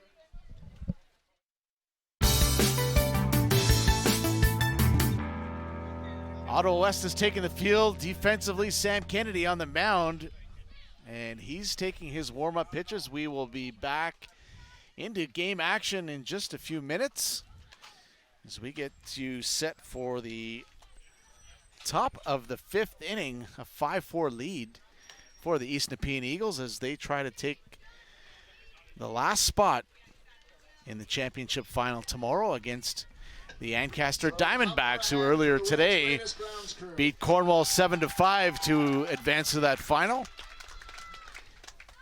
And if you're into some of the higher level baseball, this break is really tough on the pitchers. In this case, Sam Kennedy has thrown 7 pitches so far in this game, and not a big problem for him now, just having that break in between. It's not like when you're playing in independent baseball and or affiliated baseball and having that time off, that 5 days off in between games sometimes. So for him, he'll be back in this game, and they need him. You got to consider here, if you're, I don't know, a chess player at home, whether he's going to stay under this 20-pitch amount so that he's able to pitch tomorrow if they need him, or if they're going to max him out because they have to win this game. And I'm really interested to see what's going to happen here. Well, finally, after about a 20-25 minute delay, we are just about set to get back underway. Sam Kennedy looking in for the signal, and here's his first pitch. His pitch up high. Chase Walsh Guthrie starting things off. In the break, I said to you, Felix Septimo in here to watch this game. He said he has a teammate that is coaching with, I guess it would have been Ottawa West. It's coaching with Ottawa West, so he's here to watch the game because of him. He plays in the NCBL. Felix Septimo is he helped us out with the Home Runs for Autism charity that we held a number of years ago. For a couple of years, raised over $10,000 one year for the CHIO unit, autism unit at CHIO. And yeah, here to watch this game anyways. This pitch fouled off. And I said to you also, he painted my house, which is great. Now, Rich Danby, former producer at Rogers TV, who I know was watching this game, of course, might be mad because he also has painters. You might want to look into that business as well. But grounder right up the middle, goes right by Kennedy. And Walsh Guthrie on with a leadoff single. But Felix Septimo, to finish off that thought, played affiliated baseball in the Toronto Blue Jays minor league system, finished off his career playing low A ball for them. So neat to have him around here. Gonna have a special pinch runner in now in place of Walsh Guthrie. It's the first time in this game there was 2 strikeouts in that spot, looking in the second inning and then strikeout swinging in the third inning. The first time that batter in this spot has gotten on base after that single to center field. So Owen Amadio will come in to pinch run, and Dante Saka at the plate. So Owen Amadio pinch hit for Dante Saka in the 4th inning, and as you said, back at first base now running. Put the little speedster on first base, try and see if he can move along the bases and cash in a run. Here's the 0-1, this one up high. Ball and a strike to Dante Saka. Owen Amadio, one of the 6 players on this team that are 11U, so half of this team are 11 years old. Grounder to second, over to second, makes the play to first, and Saka beats out the throw. Saka getting on base with the fielder's choice. 4-6 rather. And out at second base is Chase Guthrie. And now the Ottawa West manager coming out to the mound to have a chat with Sam Kennedy and the rest of his infielders. 2 batters he's facing this inning. Again, he started the inning with 7 pitches. He's got to be around the, we'll say, 14 pitch mark right now. And a tough call for him whether he lets him throw these 6 extra pitches. And remember, the way this works, if he is up against a batter and he's at the 19 pitch mark when he starts that batter, he can throw up to 26 or 30 or whatever, however many he goes up to, and still stay at that 19 pitch mark so that he's able to pitch again tomorrow. So here's Aiden Hallett at the plate. Strike called on the first pitch. Nice job by Kennedy to get that ball quick and look at the player at first base, keep him in check. Here's the pitch. Good breaking ball right there from Kennedy had Aiden Hallett all crossed up. A bit of a knee buckler there as that pitch came in looking high and dropped down low. Throws the same thing, and Hallett out in front of it gets a piece of it.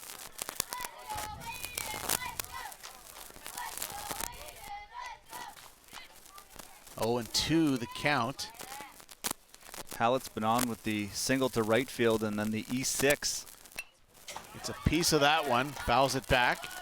He's also scored a run in this game.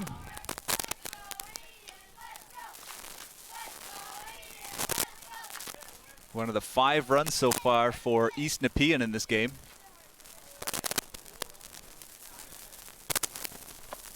Swing and a miss for strike 3 as Hallett goes down swinging. And Sam Kennedy just firing strikes. Swung right through that pitch. Some high heat there for Kennedy. And now Luke is coming in to check. I believe he's probably checking the pitch count first of all. He's been good at that so far. That's Luke Hamill with the Ottawa West Twins. But checking in with Jim Dean behind the plate here about what's going to happen now, whether we're bringing in a new batter or new pitcher rather, sorry, or what his pitch count might be currently. So he'll go out to the mound and make the pitching change now. That'll allow, well, we're guessing here, but likely allow. Okay, so there you go. And again, this likely allow for Kennedy to pitch tomorrow. Well, that's it. It allows him to pitch tomorrow, but I mean, you got a game to win today first. Now on the mound is number 42. And Kennedy was grooving. Another defensive change in the number 7 spot. Lots of changes going on right here defensively for Ottawa West. And Elliot Titus takes the mound, and we saw him start the game the other day and struggled with his control early in that first inning and only pitched a third of an inning before he was taken out of the game. Yeah, that was big, right?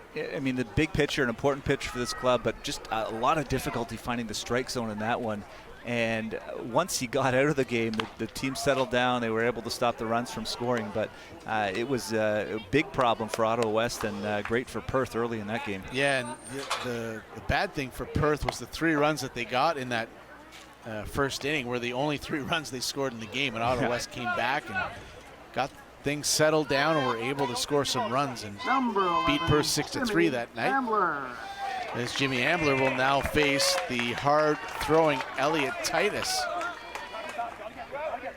And he really throws the heat. You'll notice the change in velocity right there as Ambler gets a piece of that. First one goes off the glove of Titus and into center field. A bad break right there as the second baseman was going for it, and it just went out of his reach after that ball tipped off the glove of Titus. Yeah, if you're East Nepean here and Jim Matteo, the manager, that's why you're putting those runners in play.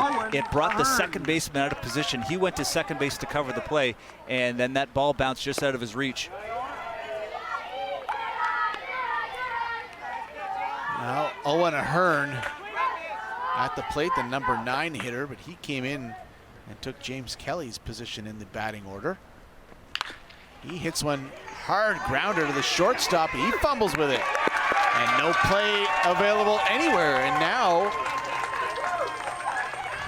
with 2 out in the top of the 5th inning, Ottawa West back in their heels as East Nepean has loaded the bases. Exactly what happened last time, and it was a fielder's choice that out at home when the, I believe it was Ahern that was batting last time. This time it's James Kelly, I believe, that batted in another E6 there to get the runner base. Bases loaded here, and you're at the top of the order, Cooper Leopard.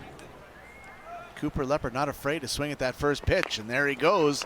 Chops one foul down the first baseline. I'm going to give you the finals that I have for the pitchers here. So Jack Smigolinski, 3 1/3 inning pitch, 85 pitches, 1 hit, 2 runs, 3 walks, 5 strikeouts, no hit batters. And then Sam Kennedy would be at 1 1/3 inning pitch. He had 20 pitches. Big cut right there. Those are tough to lay off of those high fastballs. Cooper swings through that one and quickly Titus ahead in the count. 0-2 with 2 gone here in the top of the 5th. That one high and way outside. East Nepean threatening, trying to increase their 5-4 lead. Here's the pitch. And Leopard gets a good piece of it. Fly ball and a nice job by the left fielder coming over to make a long running catch and end the inning with no damage done. Love to see that one again. What a great catch out there in left field, hustling that one down. Cooper Leopard swinging at a lot of the pitches that he saw in that at bat. Here it is again, going the opposite field, running in there, getting his glove on it. Nice job for Ottawa West. And he is happy. High fives all around from his teammates. Now that's one, if you're East Nepean, you might look back on that one and say, what if we would have scored some runs right there with the bases loaded. But Ottawa West does a good job. Good pitching on the mound by Titus and Kennedy to get through that inning and not allow any runs to come across the plate. It's for deficit now for Ottawa West as they come to the plates here in the bottom of the 5th inning. Big chance they missed, East Nepean there to capitalize. Bases loaded. There were 2 outs in the inning there, but this is the bottom of the order. You were able to turn over the lineup to the #1 hitter, Cooper Leopard, and he just couldn't do it. Nice job making contact. Again, it was a great catch, but still not able to capitalize and get those runners in. And still pitching here, Aiden Hallett for his team. Dante Sacca, we had 2 1/3 inning pitch, 50 pitches. He threw 7 hits, 4 runs, no walks, 2 strikeouts. Aiden Hallett, I don't imagine there will be any kind of pitch limit on him. They are just going to throw him as long as he's being effective on the mound. Yeah, and he's got a big job ahead of him as you've got the 4, 5, and 6 hitters coming to the plate here for Ottawa West. And Ottawa West needs to get at least 1 here, so there's a little less pressure on them heading into the 6th inning. I think I have Hallett at 31 pitches thrown so far. Again, it doesn't matter. It would be 20 that we have to do to be able to pitch tomorrow, so they're going to ride him as long as he's effective. Nick Hart hasn't reached base so far in this game, but he's taken some big cuts. You know he can hit the ball. Just a matter of time before he makes good contact. Yeah, Hart, one of the best hitters on this team. 83 plate appearances, which is 2nd on his team this year. 443 batting average and a 520 on base percentage. 0-1 the count to Hart. This one thrown way away. He has no home runs, 26 RBIs, which is 3rd place on his team, 28 runs, which is 3rd on his team, 9 walks, 16 strikeouts. Nope, sorry, 12 walks, 6 strikeouts. 1-1 the count to Nick Hart, the catcher for Ottawa West. This one missing outside, 2 balls and a strike.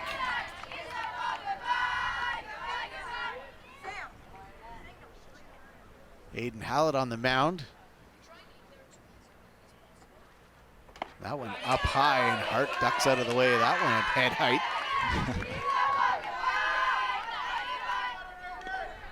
Again, maybe a chance to be effectively wild here. Hart, as that ball was thrown in and high a little bit. There was the pitch that Hart was waiting for. He watches it go by for strike number 2.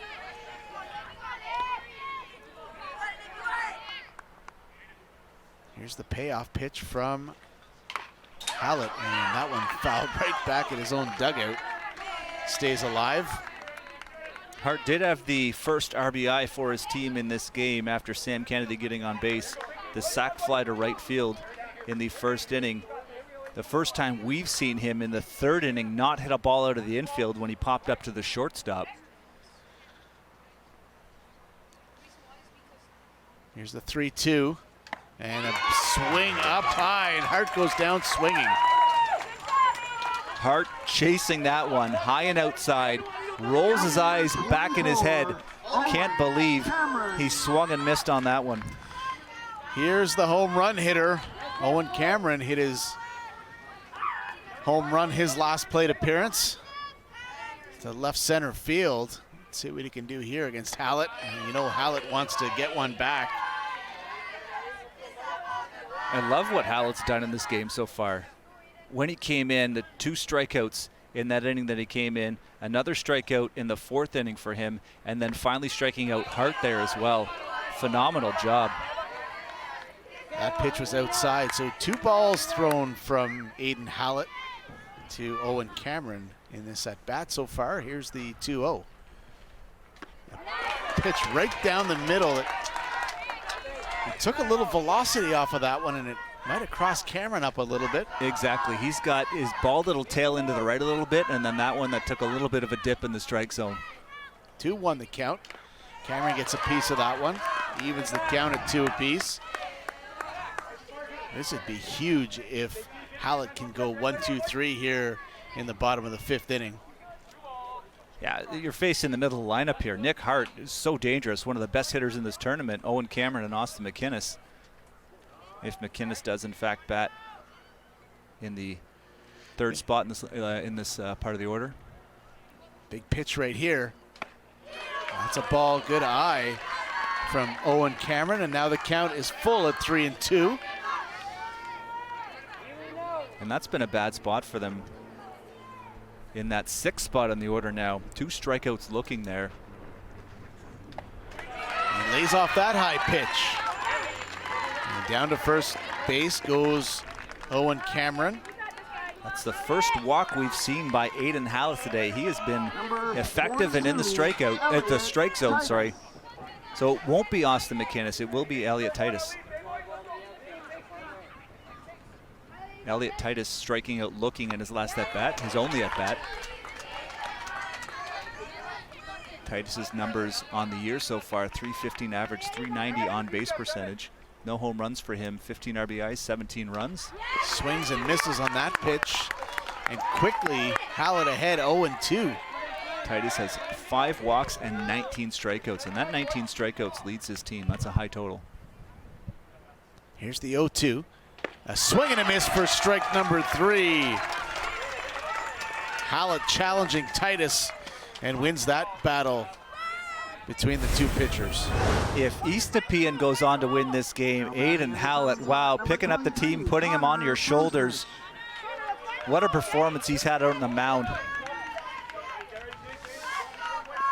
Connor Brusmish now to the plate. He reached on an error, and this one driven to the shortstop.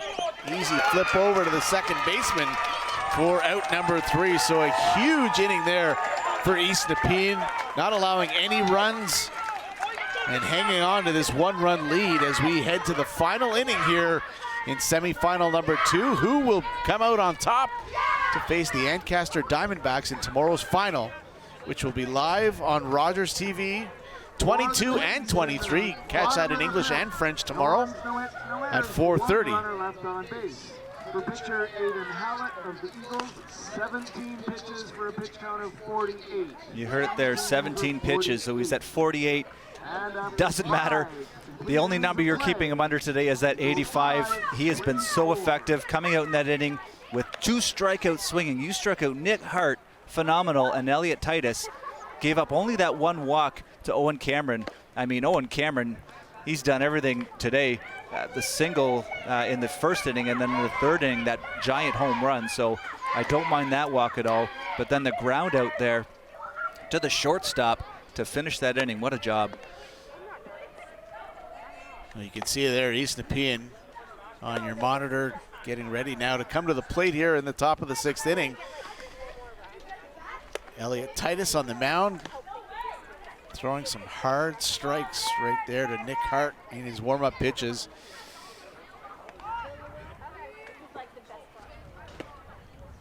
As he tries to keep East Nepean from getting any more runs here in the 6th inning. Leading off in the top of the 6th inning for the Eagles, number 5. So Emmett O'Neill, Cole Cote, and Austin Van Ryswick all scheduled to hit here in the top of the 6th inning. This is the 2-3-4 hitter. They've only reached base 3 times in this game so far between them, but one of them was that fielder's choice by Emmett O'Neill in the 4th inning. That pitch up high for ball 1, 1-1 now. The count to Emmett O'Neill, the right fielder. Outside for ball number 2. Cole Cote, between the 3 of them, had the best hit ball, the single to center field on RBI in the 4th inning. We're going to need to see some good results from this 2-3-4 hitters right now. Here's a little looper right to the shortstop, and that is out number 1 here in the top of the 6th. That'll bring up Cole Cote. They're going to have to lean on him. 1 out in the inning. As we mentioned, the single to center field is last time up. And this one will drop in too, in between the left fielder and center fielder. Gets by him, and Cole Cote on his horse makes it to second with a 1-out double here in the top of the 6th. I might call that one a single to center field and then advance on air.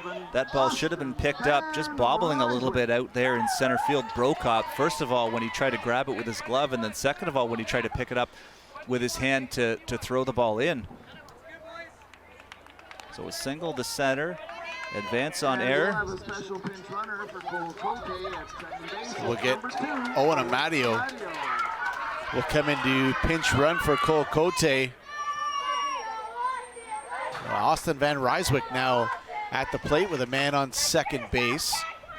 That one in the dirt, and Amadio will go over to third base with no throw.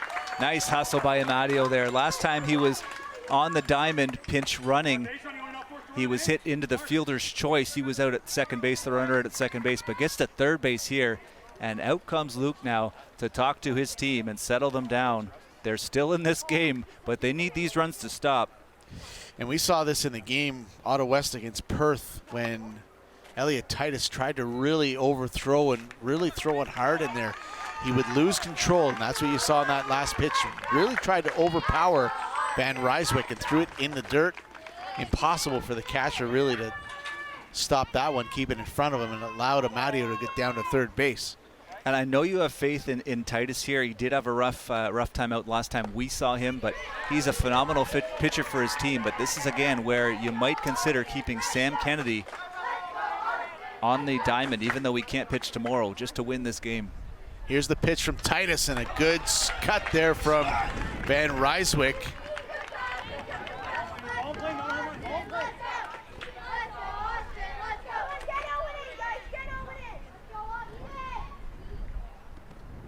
2-1 fouled off. 2-2 the count. 1 out here in the top of the 6th inning. East Nepean hanging on to this 1-run lead, but they have got a runner on third base. Van Ryswick with the opportunity to bring him home. The batter here, Van Ryswick, .263 batting average this year, .410 on base percentage. That in 19 at-bats. This is a huge pitch right now for Titus. 3-2 the count. And throws that one high. So down to first goes Van Ryswick.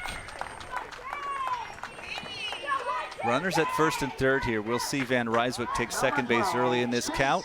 And Chase Walsh-Guthrie, the batter, in his spot. He struck out in the second inning. That was strikeout looking. He was able to make it to base still. Had the pinch hitter come in for him, Taewon Yoon, strikeout swinging in the third inning. And then he had a single to center field. That was in the 5th inning. Good pitch right there from Titus as they allow Van Ryswick to head down to second base uncontested. So runners now at second and third for Walsh-Guthrie. Great job by Titus there to get that ball quick and then take a look at the runner at second base and take a look at the runner that's at third base. Amadio staying close to the bag at third. You need the runner to hitch in. He's not going to be running. Check swing right there, doesn't go around. 2-1 the count. No appeal there to the umpire on the base. As you said, check swing. Here's the 2-1, down in the dirt. Nobody going on the bases. Good job by Titus coming over to cover. As that ball got away from Hart. Overcooked that one a little bit, held onto it too long, and threw that one away far right on the field. And Amadio keeping an eye, but ball not bounced far enough away again. Not a giant backstop behind the plate here. 3-1 the count. Here's the pitch from Titus. That one inside. So Walsh Guthrie trots down to first on the 1-out walk to load the bases for Dante Saka. Dante Saka getting on with the E6 in the second. Strikeout swinging. That was Owen Amadio that came in to bat for him in the fourth inning. Oh, what a great play by the third baseman right there. As Saka slaps one opposite field, and Alert on the hot corner to make the play. And out number 2, great job. That hurts. High fives for him, but great contact, just right in the glove of the third baseman who's playing in the right spot. And if I'm East Nepean right now, I'm honestly being patient at the plate. He's not throwing a ton of strikes right now. He's throwing the ball high and inside a little bit. I'm going to make him throw me a pitch. 1-1 the count. Good job by Titus. Titus really, he's got to compose himself on the mound. He's got Aiden Hallett, at the plate. Trying to keep East Nepean from scoring, and fires a hard pitch right there that Hallett swings through. That ball high and inside to Hallett. Numbers for him this year: 19 plate appearances, 17 at bats, 471 batting average, and a 520 on base percentage. He's a great hitter. That ball evens up the count at 2. And that batting average leads his team, that 471 batting average for Aiden Hallett, who has come in and been the pitching hero for his club so far. 2-2 the count to Hallett. Here's the pitch from Titus. And he drives one to shallow left, falls in, gets by the left fielder. 1 run in, 2 runs in. Runners now at second and third, and East Nepean increases their advantage by 2. What a hit by Hallett out there just down the line in left field. 2-run score on that play. East Nepean going wild. Cole Cote, Austin Van Ryswick coming in. That was Amadio that was running for him. And now runners at second and third here. And there's still 2 outs in the inning. And now a 7-4 lead for East Nepean. Good pitch right there, right down the plate. Titus. Jimmy Ambler at the plate. Aiden Hallett dancing pretty far off second base on that one.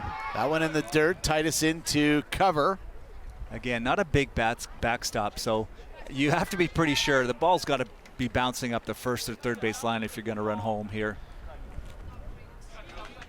And Titus getting to the plate there very quickly on the cover. 1-1. This one fouled off. You can see the power of Titus on the mound. It's too much for Jimmy Ambler as he barely got through that one. Hard contact though by Ambler, getting his bat on that ball. Here's the 1-2. And wow. Driven to center field. That falls in. Another run comes in. The second runner stays at third, and Ambler ends up at second on the throw home. Another run comes across the plate for East Nepean, and it's an 8-4 lead. Jimmy Ambler, how about that? Makes good contact, just hits it foul, barely stayed in the park, and then hits that one to center field. Another run scores. He goes to second base on the throw. Again, you have runners at second and third here for East Nepean. And this one hits a Hearn up high. And he's down in front of home plate. Coach is coming over to check and see if he's all right, but that got him up high in the back. Did you see where it hit him? Was it the back? I'm not sure if that... I saw Coach Amadio pointing to his face there, but he's definitely going to get a runner here for him right now. Yeah, this might have hit him up in the face area. Oh no. This is awful. Oh boy, that's scary. I think we talked about this the other day, and something we've gone over with our young players. We're going to have we're calling it dodgeball practice the next time we get the boys together, which actually was supposed to be, I think, Saturday anyway, and just how to effectively, when you're batting, turn. So if the ball's coming in and you're afraid and you're stepping back, you're opening up your body to get hit in the face, in the chest, wherever it might be. So learning how to turn your body away and turn your head away and get that ball in the arm or in the helmet, hopefully somewhere away from those high damage areas where it's really going to hurt. Well, he's up and into the dugout. That's a good sign for Owen Ahern.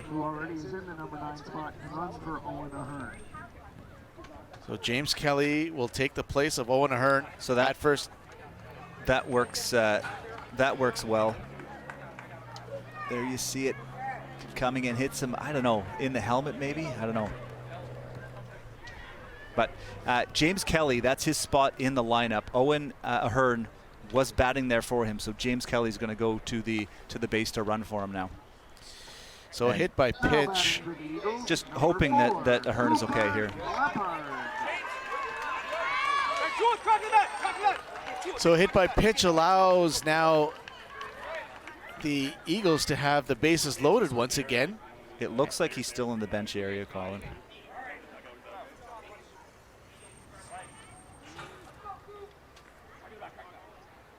And back to the top of the order we go. Cooper Leopard. The opportunity now to increase this lead even more. And make a big mess of our score sheets here if he can get on base. Oh, what a great play by the pitcher, Titus. As that ball was hammered right back at him and the reflexes right there, unbelievable. Cooper Leopard demolishes this ball, but right at the pitcher. And Titus, after having a tough inning, puts an exclamation mark on that catch, stomping off the field. So 8-4 the score as the Eagles put 3 runs across the plate in the top of the 6th inning. And now a huge hole for the Twins to climb out of, needing at least 4 to tie, 5 to win to advance to the final tomorrow. And they will start with the 8 and 9 hitters before they get back up to the top of their order here in the bottom of the 6th inning. Yeah, reminder at home, this is a 6-inning game, so this could be it for the Ottawa West Titans. They need to mount some offense. They've got a hill to climb here right now. A great effort by Aiden Hallett. Elliot Titus had some difficulty when he was in this game, giving up the 3 runs in that inning. Aiden Hallett had that 2 RBI, big double to left field in that one, to score 2 of those runs. Now we'll have to see here what Aiden Hallett can do. He's been pitching great so far. He's got to just keep his focus, one batter at a time. They can't get too far ahead of themselves right here with this 4-run lead. And Ottawa West, for their side, they've got to attack one batter at a time, get one best base runner at a time. Yeah, curious here who's going to be batting. Maybe I got to mention. It's going to be Gareth Patrick. Yeah, so I was going to say, curious who's going to bat here in this spot, because Gareth Patrick and Johnny Kuhachi are available in this 8 and 9 spot. Remember, this is the bottom of the order, the 8 and 9 hitters, and then you get Sam Kennedy to the plate. Somebody needs to get on base here for him. Swing and a miss for strike 1 to Gareth Patrick. Gareth Patrick had a single to center field in his at bat in the 2nd inning. That pitch outside. Good eye by Patrick. Evens the count, 1 apiece. Then curious, the number 9 hitter, whether it would be Caden Brokop, who had the double to center field in his at bat, or Johnny Kuhachi, who had a fly out to the 2nd baseman. That was in the 4th inning. Chopper to third base, stays fair, gets by the 3rd baseman. Rounding first is Patrick, but he'll stay there. Good job by the left fielder coming over to cover. So the leadoff single gets things going for Ottawa West. That was a ill-advised play. That ball very close to the line. Tried to pick it up with his bare hand for some reason. Just get behind that ball, play it with your glove, and make that throw. That's a tough throw. You're throwing all the way across the diamond, so he might not have been able to throw that far and get the out anyway. And they're very fortunate that their left fielder, Van Ryswick, got to that ball to back him up quickly, because it was in no man's land right there with a runner at first base rounding first and looking at second. So they've taken Gareth Patrick out of the game, replaced him with a pinch runner in Vincent Leger, and now Caden Brokop comes to the plate and looks at ball one. Curious again whether they're going to call that one an error. I'm going to call it a single to left field, but 1-0 the count. This one popped up, popped back, foul.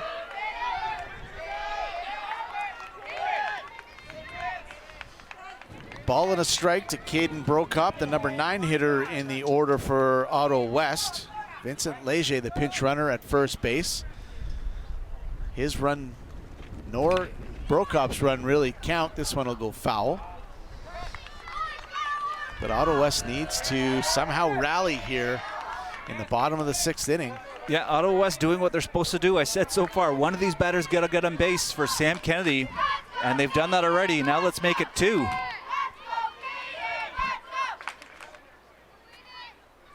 One and 2 now. And here's the pitch. That one missing. Good eye from Brokop. 2-2 the count. Aiden Hallett coming into this inning had thrown under 40 pitches so far. He was at about 36, I believe. Foul tip right there. That ball eludes Cole Cote. Good cut from Brokop. Should have been 35 pitches there. That's what it was for Aiden Hallett coming into this inning. So relatively fresh. Here's the 2-2. Throws the curveball and gets Brokop looking. 1 out in the inning. Strikeout looking. You need 2 more. East Nepean, Aiden Hallett. But now you get up to the meat of the order. Sam Kennedy starting things off. The leadoff hitter, the runner on first. Then you'll have Smegolinski and Liam Rossiter following him if they can get on base. Remember, that runner on first base, for one, doesn't matter. This run doesn't matter at all. It's the tying run is the one that matters. But this runner at first base cannot leave first base to take his lead until that ball gets past the plate. But over there at first base, Vincent Leger, after that ball crosses, taking a good lead and just being ready to run if he needs to. 3 straight balls thrown by Hallett. The only reason why you'd run Leger here is to keep that runner out of a double play or a force play essentially at second base. Strike on the outside corner, and that one looked a bit outside, but Hallett gets the call. Kennedy didn't agree, but 3-1 the count. And if you're East Nepean here, that runner at first base, same thing, doesn't matter. It's the runners down at the after Sam Kennedy that matter. And that one too much on the outside part of the corner, so Kennedy heads down to first, and now Ottawa West with runners on first and second. 1 out here in the bottom of the 6th inning, and Jack Smegolinski coming to the plate. East Nepean, one of the coaches, is going to head out there and have a chat with his infielders and pitcher on the mound. Yeah, keep them in check, settle them down. You are still pitching phenomenal. Yes, you've given up a single to left field in this game, in this inning, sorry. You know, a ball that could have been played by the third baseman, whether he picked it up or not, might not have got that out, but not a hard hit ball. You gave up that walk, which we can't allow in this inning, and you've got a big batter here. Now, Jack Smegolinski, who had the double to left field in his last time up, you got to stop him.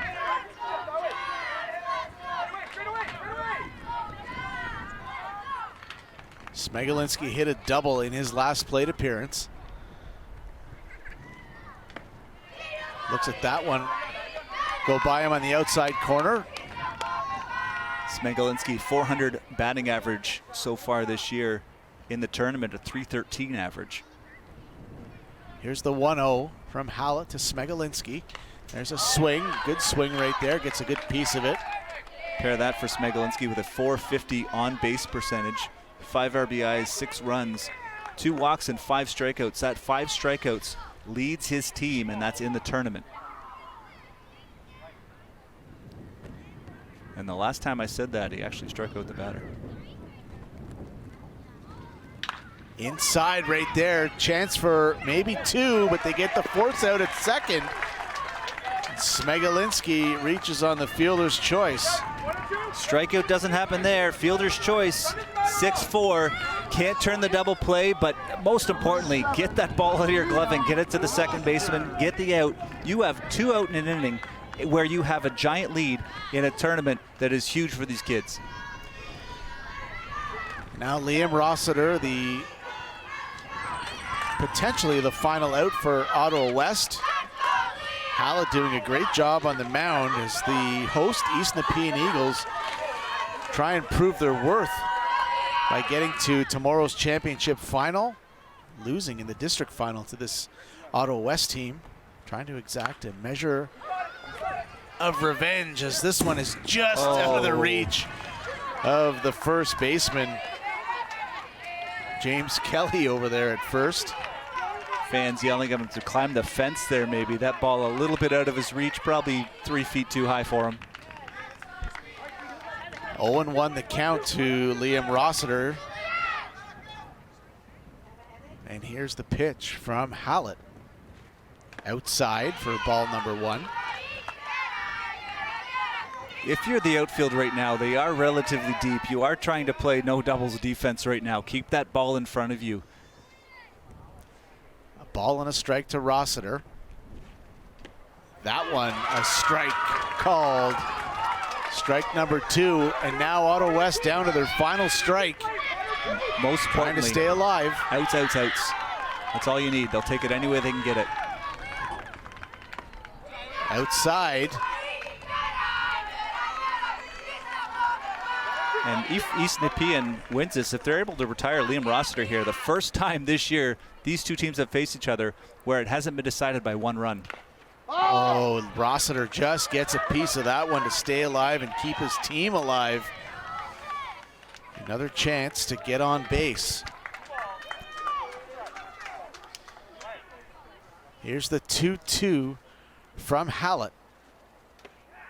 That one outside, so count now full, runners on the corners. Leger at third base, Smegalinski at first. Rossiter trying to get on base and keep his team going. And this one outside, so Hallett walks, the bases loaded, and now Nick Hart, one of their best hitters, who has been close with his swings so many times in this game so far, just hasn't been able to get the meat of the bat on the ball, but has a chance now to actually tie things up with 1 swing of the bat. Yeah, if you are the Ottawa West team and you are the manager, Luke Hamill, picking a batter to be up in this spot, Nick Hart would be right up there with one of the batters that you would want to face, that you'd want to put in this spot. Only 6 strikeouts for him that he's had this year, which is one of the lowest totals on his team. He makes contact with the ball. This one's driven deep right to the center fielder and caught. And that's it. A great swing from Nick Hart and a great catch by the center fielder, and that does it for Ottawa West in this tournament, and East Nepean advances to the championship final. Nick Hart with his head down right now, but man, put your head up, Nick Hart. What a phenomenal hit. You had the bases loaded there. We're picking you on the team to be the batter in this spot if you could pick anyone on this team, and you demolished that ball, and East Nepean had to make a great catch to end it. Wow. Tough one there for Nick Hart. You're right, he put the barrel of the bat on that one and gave that ball a ride, but a fantastic play out in center field to end the game. The Eagles win this one 8-4, 8 runs on 9 hits. They had 5 errors in this game, 4 runs on 8 hits and 2 errors for the Twins. And as this has gone almost all year, the Eagles come out ahead, other than that final in the district where Ottawa West was the winners and made it to this tournament. We had a great game here this afternoon. We'll take a short break. We'll come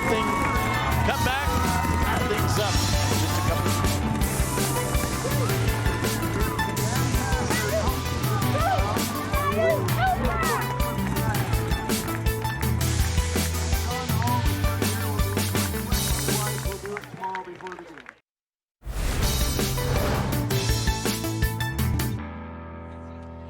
Back here at the Eagles Nest, you see the final score in this semifinal game between Nepean and Ottawa West.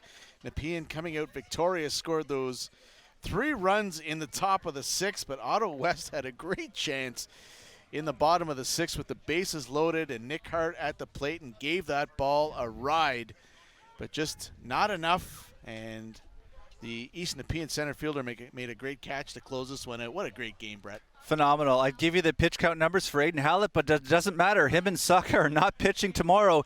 It's going to be Cole Cote on the mound for his team, and that's exactly who they want facing that Diamondbacks team. What a lineup. And again, going with the Ottawa West, I would have Sam Kennedy, I would have considered keeping him in that game just to win that game. It was a close one. Great matchup for both teams. Nick Hart, again, keep your head up, man. What a hit. You crushed that ball to center field. East Nepean made a nice catch to end that game, and what a job by both clubs. Well, it'll be the finals, our next broadcast tomorrow afternoon at 4:30. The Ancaster Diamondbacks against the East Nepean Eagles, and you look in the round-robin portion of this tournament, Ancaster beat East Nepean 9-7, and we just saw what East Nepean does when there's revenge on the line. So you have to wait and see what'll happen tomorrow. Tune in with me, Colin Zappia, Brett Jewett, and the rest of our broadcast crew tomorrow at 4:30 for the championship final game of this Ontario Little League Championship. The winner heads out west for the Canadian Finals to battle for the title and see who will represent Canada at the Little League World Series. It's going to be a great game tomorrow afternoon, folks. Hopefully you can join us. 4:30 p.m. We'll be live on the air. Thanks again for watching this semifinal, and we'll talk to you tomorrow.